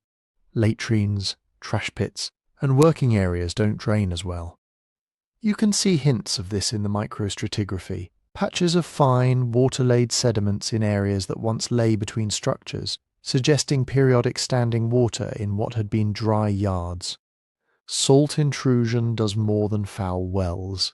It infiltrates fields. Many of the crops grown at Atlit Yam, emmer wheat, barley, lentils, can tolerate only limited salinity. As salty water rises closer to the surface, plants begin to yellow and fail. Harvests become less predictable. Marginal plots near the shoreline likely dropped out of use first, pushing cultivation gradually inland or upslope. And then there is the shoreline itself. You don't need a giant wave to erase a beach. Ordinary storms working year after year can rework a coast beyond recognition. A series of powerful winter storms can strip away dunes, cut new inlets, or undercut low bluffs where people once walked and worked. Atlit Yam sat on a gently sloping coastal plain. As sea level rose, storm waves would have reached farther inland, biting into the soft sediments that had supported houses, paths, and working areas. Even without a catastrophic tsunami, one bad storm season could have toppled flimsy structures near the water's edge, flooded storage pits, and washed away parts of the settlement margin. Archaeologists see traces of this in the patterning of features. Certain peripheral areas contain disturbed deposits, rolled stones, reworked shells, jumbled animal bones that look less like ordinary trash and more like material rearranged by energetic water. The core of the village remains relatively intact, but the edges show scars of erosion. All of this, the brackish wells, the soggy ground, the gnawed-away shoreline, points to environmental stress building over more than one generation. A slow squeeze, not an overnight disaster, but environmental pressure rarely acts alone. Social factors can compound or relieve it. Atlit Yam was part of a wider pre-pottery Neolithic world along the Levantine coast and inland valleys. People here were not isolated. They traded stone, ideas, and likely marriage partners with other communities. So when climate and sea level changed, they were not just dealing with salt in their own wells. They were navigating their place in a shifting human landscape. We cannot see their arguments or alliances directly, but we can imagine the possibilities. If fields failed or pastures shrank, disputes over land and water could have sharpened. Groups that once cooperated might have begun to guard resources more tightly. A neighbouring inland village might have refused to share access to its springs. Or, conversely, the people of Atlit Yam might have found new partners and routes, trading more heavily in marine resources in exchange for grain or stone. Trade networks themselves may have been under strain. Rising seas do not only affect one small bay, they redraw entire coasts. Harbours silt up, familiar landing spots vanish. A canoe trip that used to hug a stable shore might become riskier as sandbars shift and storm surges penetrate farther. Disrupted exchange would show up in subtle ways in changing sources of flint, in altered patterns of imported materials. Demography adds another layer. A settlement can feel crowded or empty without leaving obvious archaeological signatures. If younger families began leaving earlier for higher ground, the age structure of the remaining community could skew older. If, instead, Atlit Yam became a refuge for people whose own sites were already lost to the waves, it might have temporarily swollen in size, putting yet more pressure on marginal land and water. We have hints of fluctuation in the density of features across the site. Some areas show signs of rebuilding and reuse, others of abandonment and infilling, but not enough resolution to say whether the last generations saw growth, stability, or decline. What we do see is change. That makes it hard to answer a deceptively simple question. Did Atlit Yam die slowly, or did its people decide more or less together that it was time to go? From the ground traces alone, gradual decline and planned relocation can look remarkably similar. Imagine a scenario of slow retreat. As wells turned brackish, some households might have moved their main activities slightly inland, maintaining a presence in the old village while starting new plots higher up. Houses nearest the shore fall out of use first. Their timbers are salvaged, their stones reused. Burials beneath house floors become less frequent as people invest more in the new place than the old. One day, nobody lights a hearth there anymore, but there is no single moment you can point to and say, this is when it ended. Now imagine a more deliberate shift. Environmental and social pressures accumulate. Storms get worse. Crop yields wobble. Trade becomes unreliable. People gather, perhaps even at that stone circle near the wells, to discuss what comes next. They weigh the costs of staying against the risks of moving. Eventually, they agree to relocate the community, carrying knowledge, tools, and perhaps even some of the stones to a safer site. The old village is not obliterated, it is simply left. In the archaeological record, both stories leave behind empty houses, silting wells and a shoreline that continues to advance long after the last footstep. Without clear signs of catastrophe, distinguishing a village that faded away from one that was consciously abandoned is extremely difficult. And yet, for Atlit Yam, that distinction matters, because it frames how we interpret what happened next. Was the final chapter of this underwater village a drawn-out negotiation with a changing sea, each generation creeping a little farther from the water's edge? Or did a more abrupt shock, a cluster of storms, a sudden change in water quality, a breakdown in wider networks, tip the balance and push people to leave in a relatively short span of time? Those are the two main models archaeologists now weigh: slow retreat versus sudden shock. The physical evidence can support elements of both.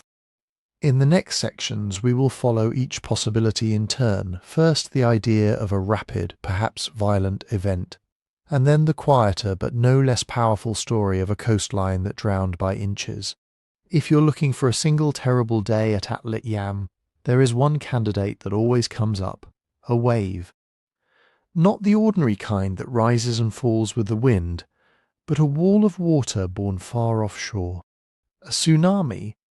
Around the Mediterranean, tsunamis are not rare in deep time. Underwater earthquakes, volcanic eruptions, and even the sudden collapse of volcanic flanks have sent pulses racing across the basin more than once.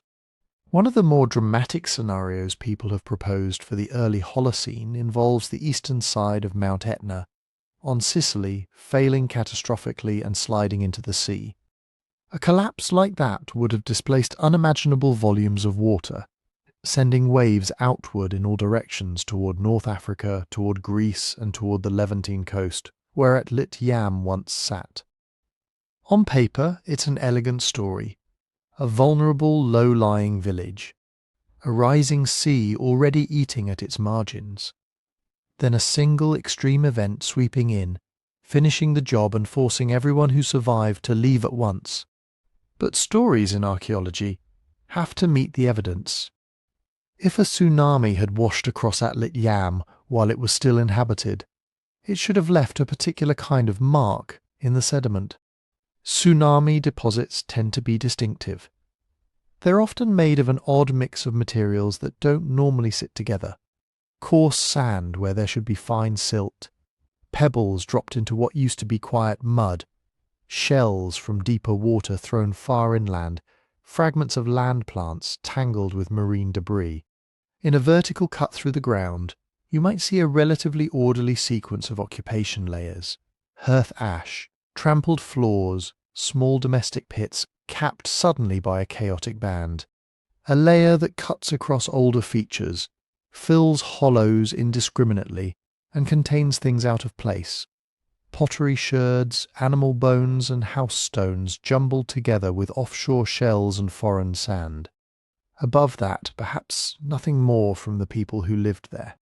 That is what researchers go looking for when they test the tsunami hypothesis. Not just a sense of disturbance, but a very specific fingerprint, a laterally continuous anomalous deposit that can be traced across the site and ideally beyond it, tied in both composition and age to known offshore landslides or earthquakes. At Atlit Yam, the picture is more complicated. There are indeed layers of reworked material in and around the settlement. Some peripheral zones show coarse sands and gravels intruding into what have been calmer, finer sediments. There are jumbled assemblages of shells and stones, and in some places what look like erosional scours, hollows carved and then infilled by more energetic water. These have been cited as possible tsunami indicators. They do show that at least some high-energy events reached the area.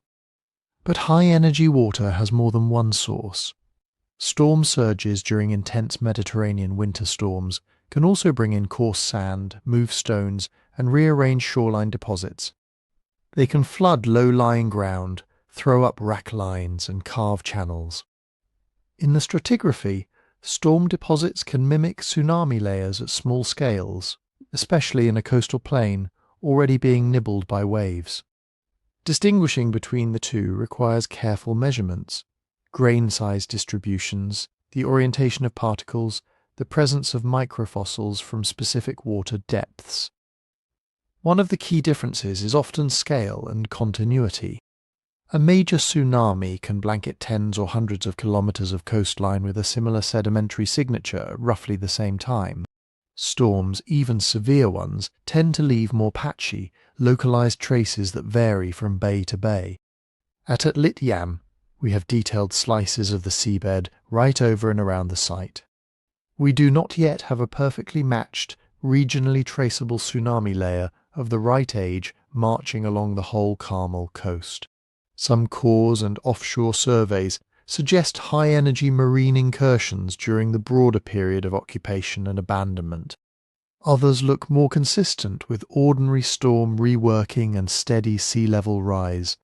Inside the village, the pattern also refuses to resolve into a single, clean catastrophe. The houses are not uniformly smashed and buried under one chaotic blanket. Many structures remain standing to wall height, with floors, installations, and even delicate features intact. Wells show gradual infilling and rising salinity signatures rather than abrupt burial. The burials beneath floors continue into the later phases and do not suddenly cluster in a way that screams disaster victims. This doesn't rule out a wave. It just pushes us toward a more nuanced version. Imagine a community already under pressure from brackish wells, soggy yards, and an eroding shore. Then, sometime in its later life, an unusually powerful marine event sweeps across the coastal plain. Whether it was a true tsunami from a far-off landslide or an extreme storm surge driven by local weather, the effect on daily life could have been severe. Fires doused, stored grain soaked, animal pens torn apart, fields contaminated with salt and sand in a single season. Such an event might not obliterate the entire village or leave a textbook tsunami layer everywhere. It might hit hardest at the edges, toppling a few houses, stripping away soils, filling some pits and working areas with messy, mixed deposits. The core of the settlement could survive physically, but socially, something may have shifted. An already precarious balance could tip. Families who had been tolerating salty water and uneven harvests might interpret the wave as a sign, literal or symbolic, that the place was no longer viable. The cost of rebuilding, of cleaning wells and restoring fields, might have seemed too high compared to simply moving a short distance inland, or joining relatives at another site.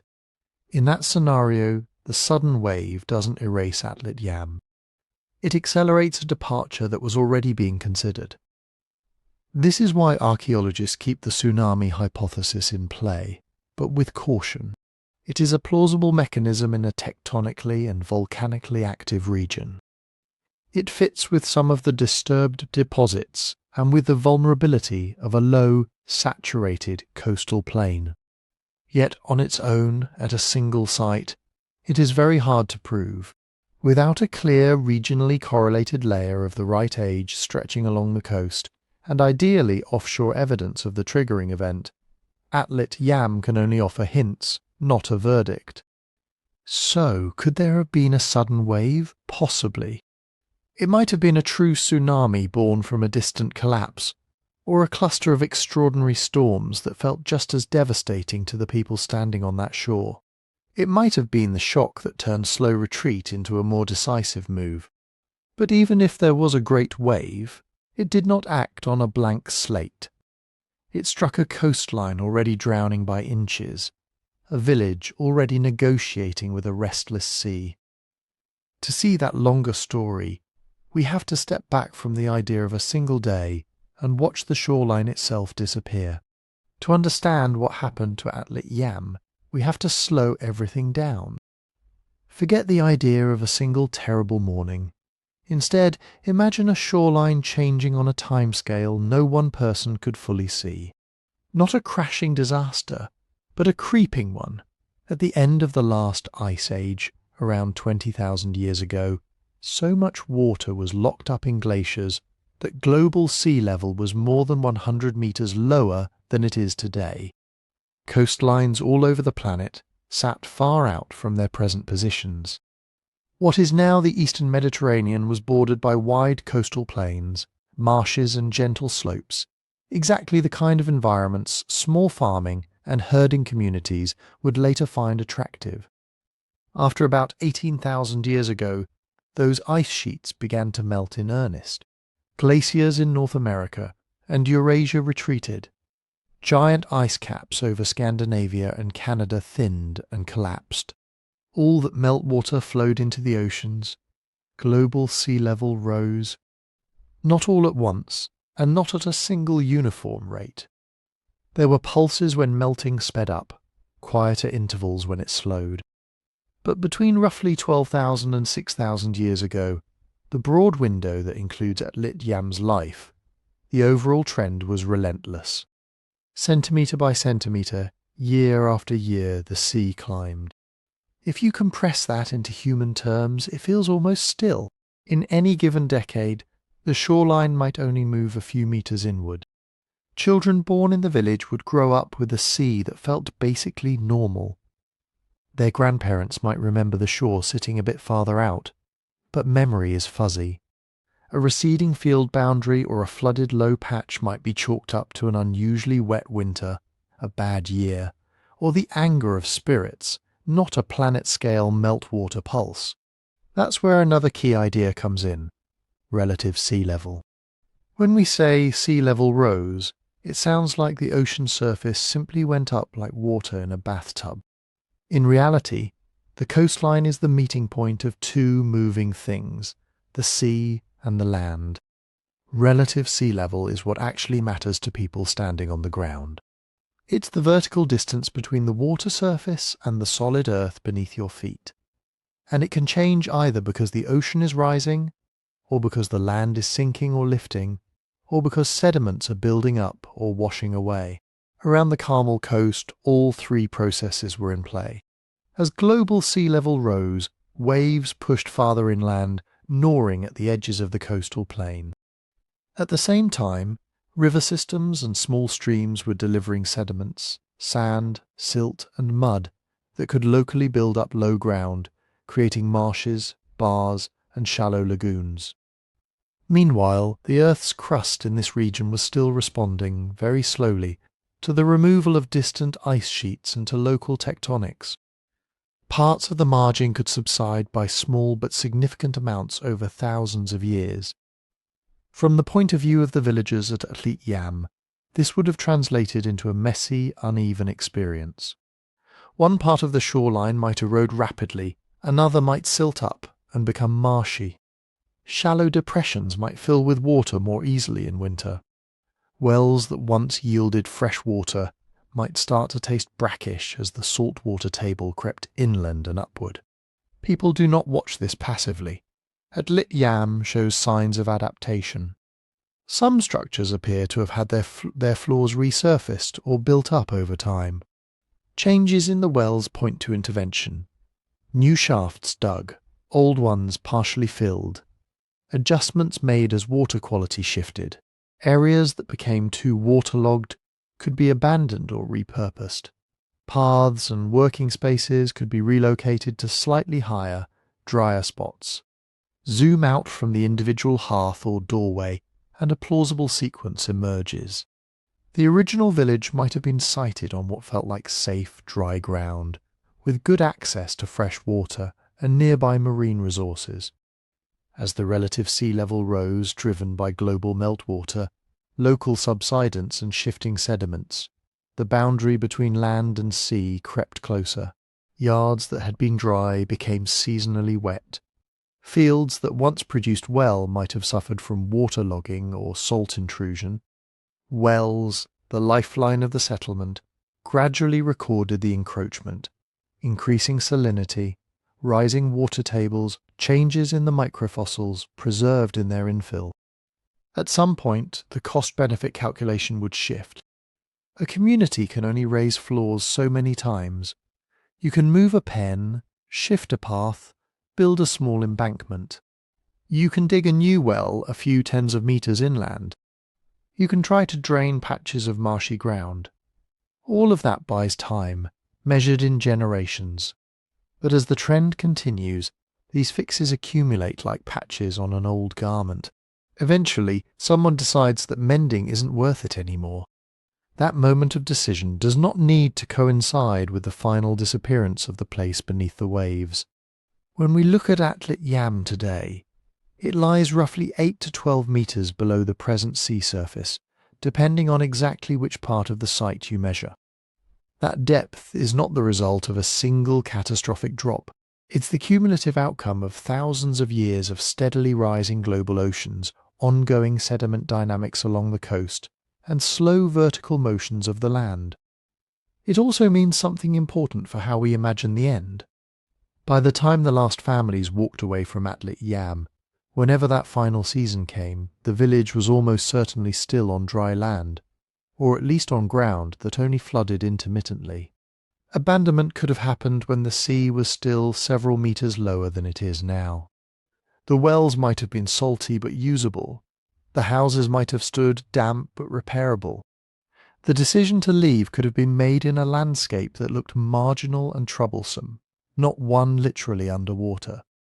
Only later, long after the last hearth went cold, would the shoreline continue its quiet inland march. The abandoned houses, no longer maintained, would begin to sag. Erosion would bite at the edge of the settlement. Storms would cut channels, redistribute sand, and lay down new layers over old floors. Season by season, the water table would rise. Standing water would linger longer each winter. Finally, the waves would roll where goats once grazed. By perhaps 1,000 or more years after abandonment, the spot that had once been a living village would be part of the shallow seafloor. Another few millennia of relative sea level rise would carry it down to its present depth, beyond the reach of ordinary human notice, preserved in a kind of accidental time capsule. This is the most conservative reading of the evidence. No single day the sea came in is required. Instead, we have gradual environmental forcing, a long-term rise in global sea level modulated by local land movements and sedimentary changes, steadily pushing a marginal coastal settlement toward the point where leaving made more sense than staying. Any storms or waves that struck along the way could have accelerated the process, but they were working on a coastline already fated to drown, inch by inch. In that sense, Atlit Yam did not sink in a moment. It was outlived by the sea. For all the detail Atlit Yam gives us, there is an equally important category of things it stubbornly withholds. Start with what sounds simple but isn't. How many people lived here? We can count house foundations, plot the space of courtyards and work areas, estimate how many bodies could plausibly fit around a hearth. We can compare to better preserved Neolithic sites on dry land. That gives us ballpark figures. Perhaps a few dozen people at any given time, maybe a small network of families. But it is only a range, not a head count. We don't know how densely those houses were packed at peak occupation, how many structures have been erased by later erosion, or how many short-lived shelters left no trace at all. A village can feel crowded or half empty with the same number of buildings depending on how people actually used them. The archaeology doesn't fix that picture for us. The same problem appears when we try to pin down how long the site was occupied. Radiocarbon dates from bones, seeds and timbers cluster between roughly 9,000 and 8,300 years ago. That's the general window. But does that represent a continuous 700-year run, generation after generation, or several shorter occupations with gaps in between? Were there pauses after storm damage, or periods when only a fraction of the community stayed on while others moved inland? Our samples are too sparse, and the dating uncertainties too wide, to draw a fine-grained timeline. We know Atlit Yam was alive during that slice of the early Holocene. We do not know whether its story was one long, unbroken narrative, or a set of repeated returns to a familiar shore. Even the moment of abandonment refuses to resolve into a precise date. We can say the latest radiocarbon ages suggest activity near the younger end of that 9,000, 8,300 year range. We can model how quickly the sea must have risen to cover the site by the time it reached its present depth. By combining those curves, researchers can outline a plausible few hundred-year window when the last fires were likely lit. But the exact year, or even the exact human generation that finally chose to walk away, is beyond our reach. The archaeological record rarely offers that kind of temporal resolution, and underwater sites almost never do. Part of the reason lies in what water preserves and what it erases. Stone survives beautifully. The standing well linings, the stone circle, the bases of walls, the grinding stones and flint tools, all of these endure. They move a little, they tilt. They get half buried, but they are still there to be mapped, measured and dated. Organic materials are another story. Wood, reeds, basketry, textiles, leather, roof coverings, wooden fences, fish traps, children's toys, almost everything made from plant fibers or animal skins, is either gone or preserved in fragmentary form at best. Even bones can be selectively dissolved or scattered by currents and burrowing organisms. This creates a skewed picture. We are seeing the stone skeleton of a village whose softer tissues have mostly vanished. A place that may once have been noisy with woven mats, wooden racks, drying nets, and hanging skins now looks like an arrangement of bare foundations and heavy tools. Any reconstruction has to fill in a lot of blanks. Then there is the basic limit of how much of Atlit Yam we have actually touched. Only a portion of the site has been systematically excavated. Divers work in small grids, carefully clearing sand and sediment from constrained areas. Each season exposes a little more, but large stretches of the buried settlement remain under the seabed, invisible.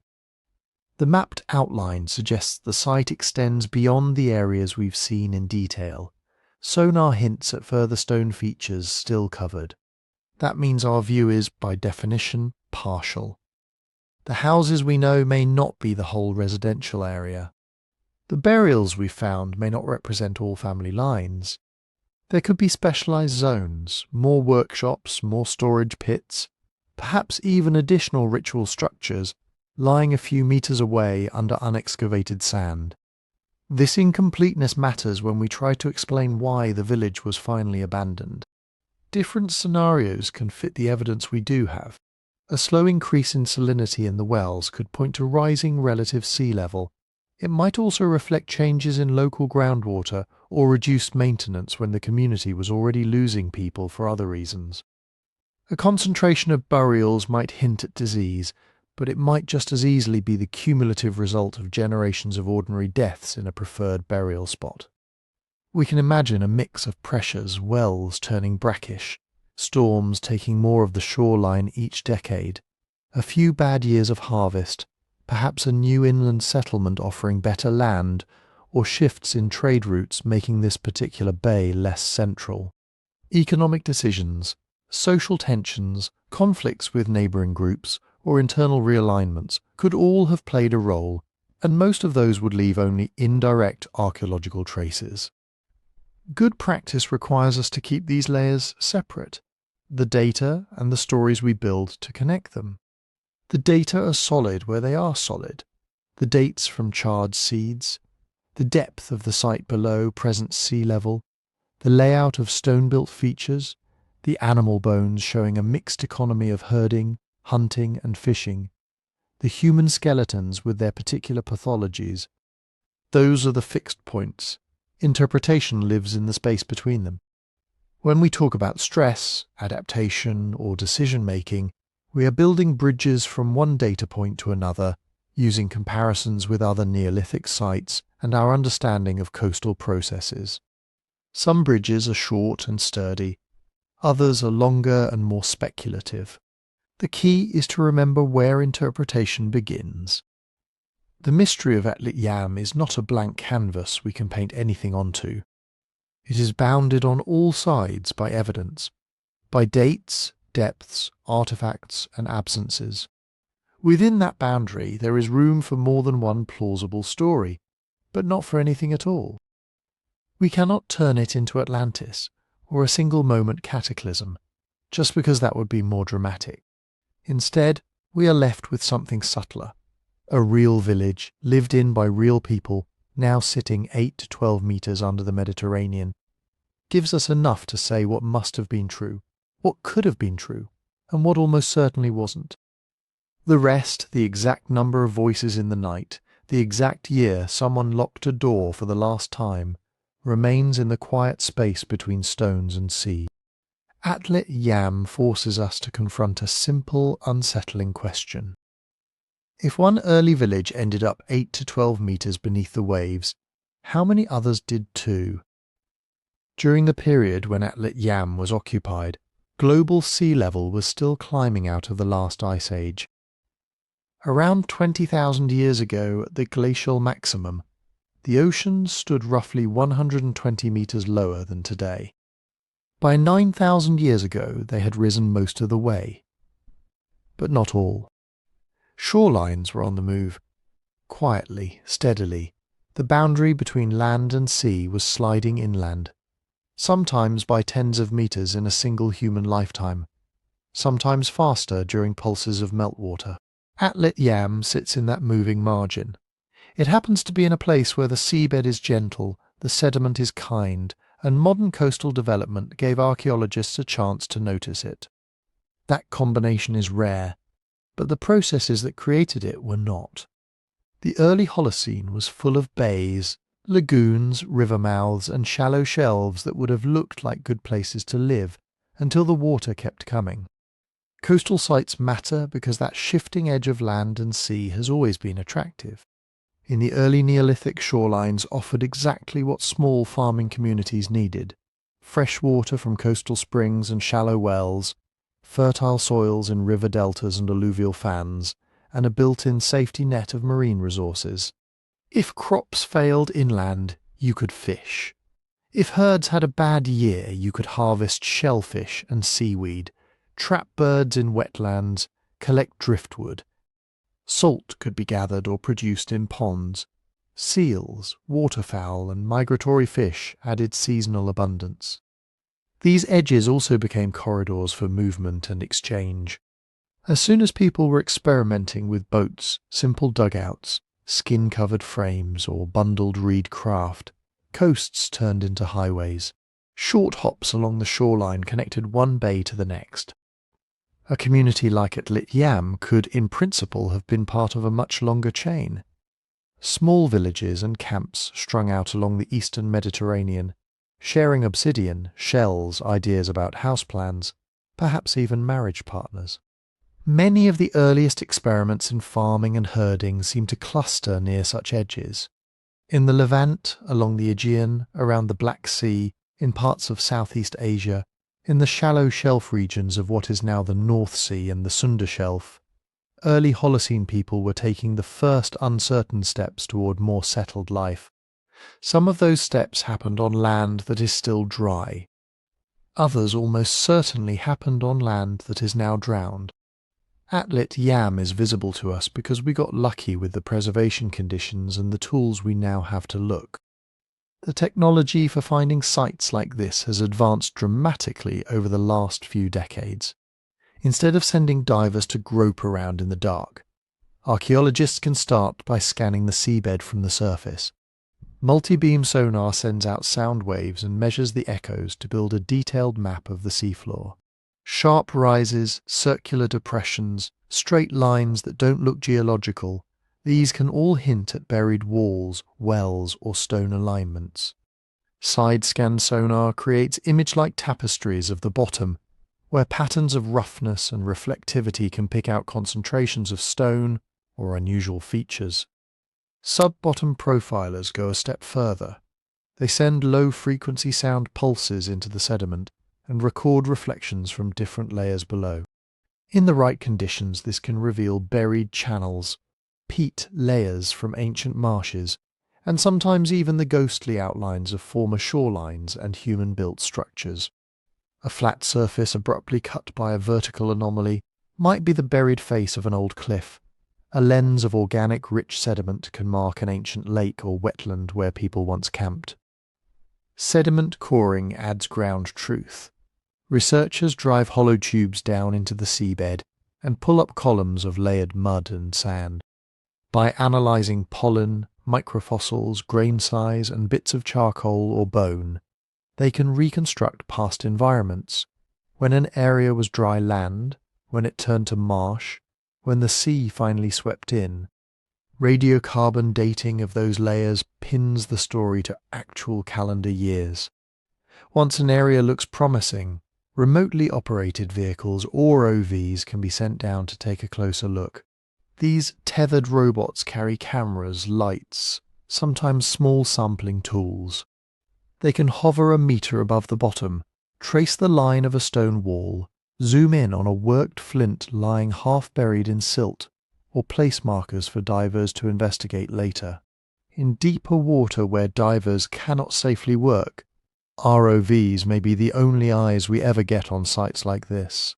And yet, even with all this equipment, the search is slow. Continental shelves are vast. Funding and ship time are limited. Most of the world's submerged prehistory has never been systematically surveyed. Before we go further, a brief pause. If you enjoy drifting through this kind of deep-time mystery at a gentler pace, there's a book that expands on stories like this one. You can find it at sleepytimehistory.com, and there's a discount running this week. It's written with the same calm, evidence-based approach we're using here, just in a form you can fall asleep to. Back under the water, there are also less technical, more human constraints.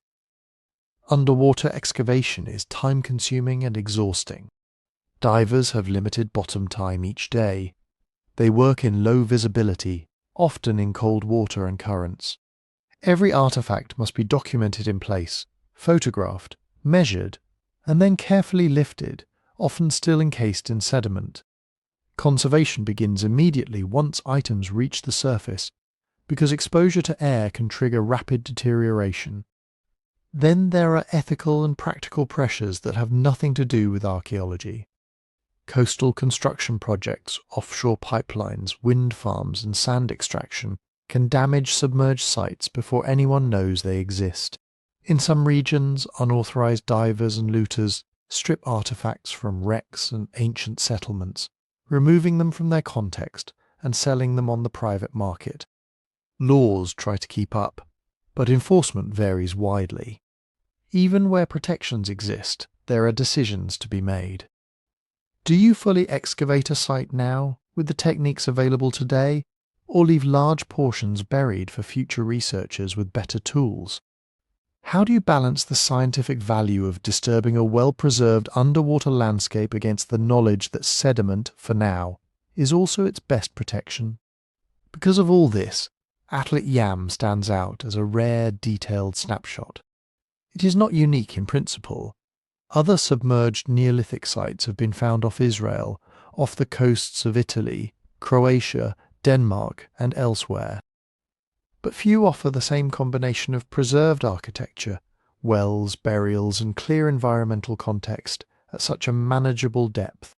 It gives us a three-dimensional freeze frame of a vanished shoreline world that we usually see only in fragments. Rather than treating Atlit Yam as an isolated curiosity, it may be more accurate to see it as one well-lit room in a mostly darkened house. We know from sea level curves and ancient shorelines, traced on sonar maps, that entire belts of early coastal settlement must now lie offshore. Some will be simple camps, ephemeral traces nearly impossible to detect. Some will be more like Atlit Yam, small but complex communities with houses, wells, animal pens, maybe shrines, now resting under meters of water and sand. How many? We do not know. What we can say is that the processes that drowned Atlit Yam were global, and that people everywhere had similar reasons to live near the sea. For now, this village is one of the clearest windows we have into that lost coastal world. Through its stones and bones and waterlogged wells, we glimpse a pattern that probably repeated hundreds, perhaps thousands of times around ancient shorelines. A pattern of attraction, adaptation, and eventual retreat in the face of a sea that did not stop rising. So what, in the end, happened to this one village? When archaeologists try to answer that, they don't start with drama. They start with water. During the centuries Atlit Yam was occupied, sea level in the eastern Mediterranean was still rising.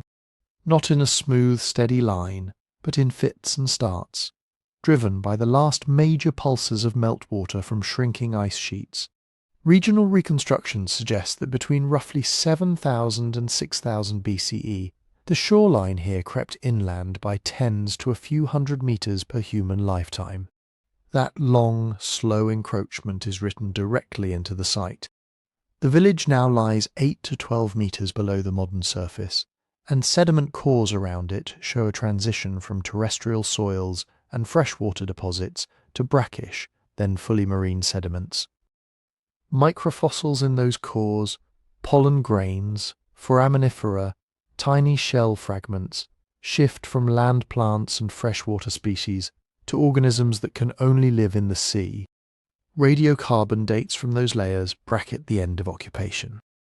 The land Atlit Yam stood on did not simply sink. The water rose over it. But sea level alone isn't the whole story. The people at Atlit Yam seem to have been paying very close attention to water long before the first wave touched their houses. Those wells we talked about earlier are the key. They tap the coastal aquifer, the lens of fresh groundwater that floats on denser seawater beneath the land. As global sea level climbed, that lens was squeezed and pushed inland. Salt water gradually intruded. At Atlit Yam, the lowest wells show clear signs of having gone out of use while the village was still occupied. The inhabitants backfilled them with broken tools, animal bones and debris. The upper parts of those same wells now contain marine shells and organisms, showing that after people stopped drawing water from them, the sea eventually flooded in. This suggests a two-stage stress. First, the fresh water became unreliable. Only later did the sea physically reclaim the ground. Add to that the ordinary hazards of a Holocene coastline. The eastern Mediterranean is seismically active. Submarine landslides, offshore quakes, and occasional tsunamis have left their marks in nearby cores and coastal deposits from later periods. At Atlit Yam itself, some researchers have pointed to collapsed walls and disarticulated stones as possible evidence for a sudden jolt, a tremor or wave that damaged structures near the end of the village's life. Others are more cautious. Stones fall in many ways. Underwater, storms and currents can rearrange debris. For now, there is no clear, unambiguous tsunami layer slicing cleanly across the site. No sheet of distinctive, high-energy sand and rubble that everyone agrees marks a single catastrophic event. So we're left weighing two broad models. One is gradual relocation. In this version, families notice the wells becoming brackish, fields waterlogged, winter storms biting closer each year. Roofs need more repair. Salt creeps into soils. Young adults start moving upslope to drier ground, perhaps to a sister settlement we haven't yet found. House by house, the old village thins out. Eventually, only abandoned walls and empty hearths remain as the tide line creeps over. The other model keeps that slow pressure in the background, but adds a sharper ending. Here, Atlit Yam lives under stress for generations, adapting as best it can until one bad year or one bad day tips the balance. A storm surge floods the lowest houses. A small tsunami tears at the shoreline. An earthquake cracks wells or collapses walls. Not everyone dies, but enough is damaged that rebuilding in the same spot stops making sense. The place is left behind, its remaining structures soon buried in sand, then sea. When we put all the evidence together, the most reasonable answer may be that there wasn't a single cause at all. Instead of looking for one big disaster, it may be more accurate to picture a sequence. Decades of rising groundwater and encroaching tides, intermittent storms and floods, perhaps an earthquake or coastal slump somewhere along the line, each event nudging decisions. Stay one more season, repair one more wall, then finally choose not to. That's the human core of Atlit Yam's ending. People here had invested deeply in this strip of coast. They dug wells by hand, built houses, buried their dead beneath the floors, set up standing stones around a freshwater spring. They fished these waters, grazed herds on these soils, watched the same horizon for years. When the sea and the groundwater began to change, they would not have walked away lightly. Someone had to decide when enough was enough. Did families argue about whether to leave? Did some hold on longer than others, patching roofs above walls already lapped by salt spray? Did they visit the graves one last time before moving inland? We don't know. What we see is the result. A village quietly abandoned, then sealed by the very water that had once drawn people there. And there are still sharp questions hanging in the tide line. We don't yet have a clear continuous sequence of shoreline deposits tying the last occupation layer inside the village to the first unmistakable marine layers on top. We lack a second, contemporaneous site upslope that would show where, exactly, the people of Atlit Yam went. We don't have preserved wood or basketry that might carry microscopic traces of that final flood, or a buried layer of storm debris that everyone can agree marks a single terminal event. Until those pieces appear, if they ever do, Atlit Yam remains a story told in outlines. But even in that uncertainty, there is something quietly powerful. The sea, by drowning the village, kept a record that dry land usually erases. It preserved wells, burials, animal bones, and the subtle traces of a community under pressure. Through that preservation, we see not only how people lived in one small place 9,000 years ago, but how they weighed adaptation against attachment, and how in the end they chose to move when the water would not. From here, as the waves roll over the ruins, the story begins to widen again, away from this single village and out into the open sea of everything the water has hidden, and in its own way, kept safe. If you could stand on the seabed at Atlit Yam today and listen, there would be almost nothing to hear.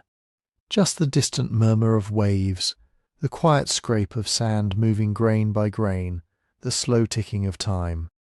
But in that silence, the village is still saying something.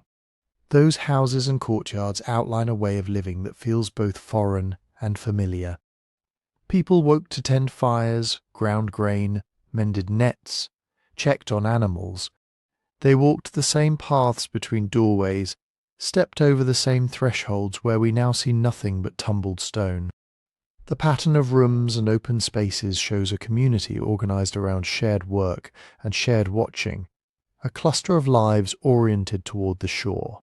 The wells capture a different layer of their story, cut down into the earth, lined with stones set by hand. They are frozen negotiations with the water table. Early on, they delivered clear, reliable fresh water.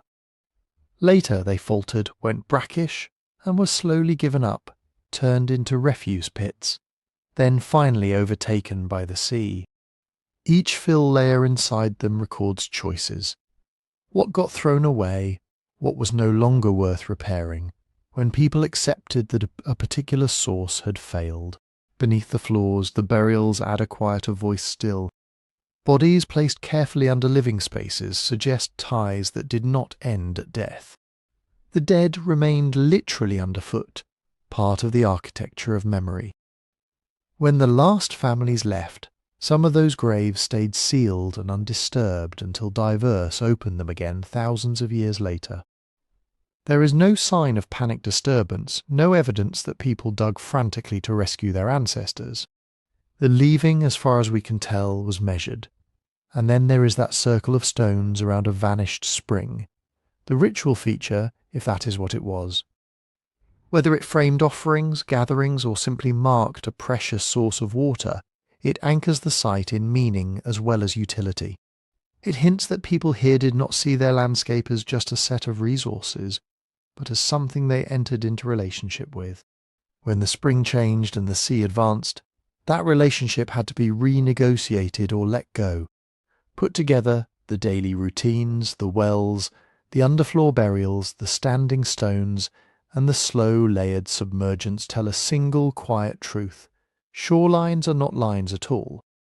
They are zones that move, testing how long human plans can hold their shape against rising water.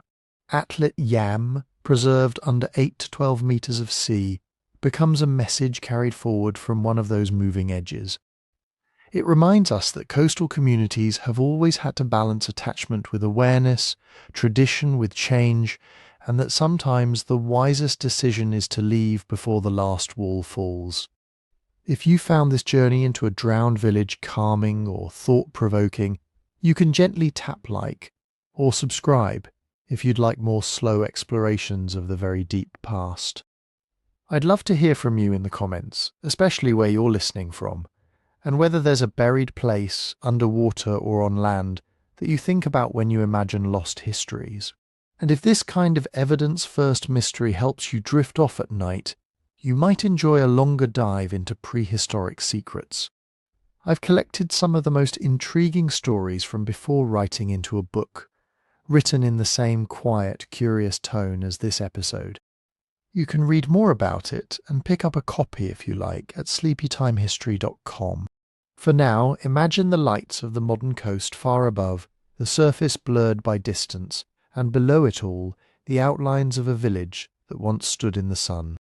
The people are gone, the arguments and laughter long finished, but their wells still hold water, salty now and filled with time, and their stones still wait in the dark, where fish swim through the rooms and the open sea keeps its watch.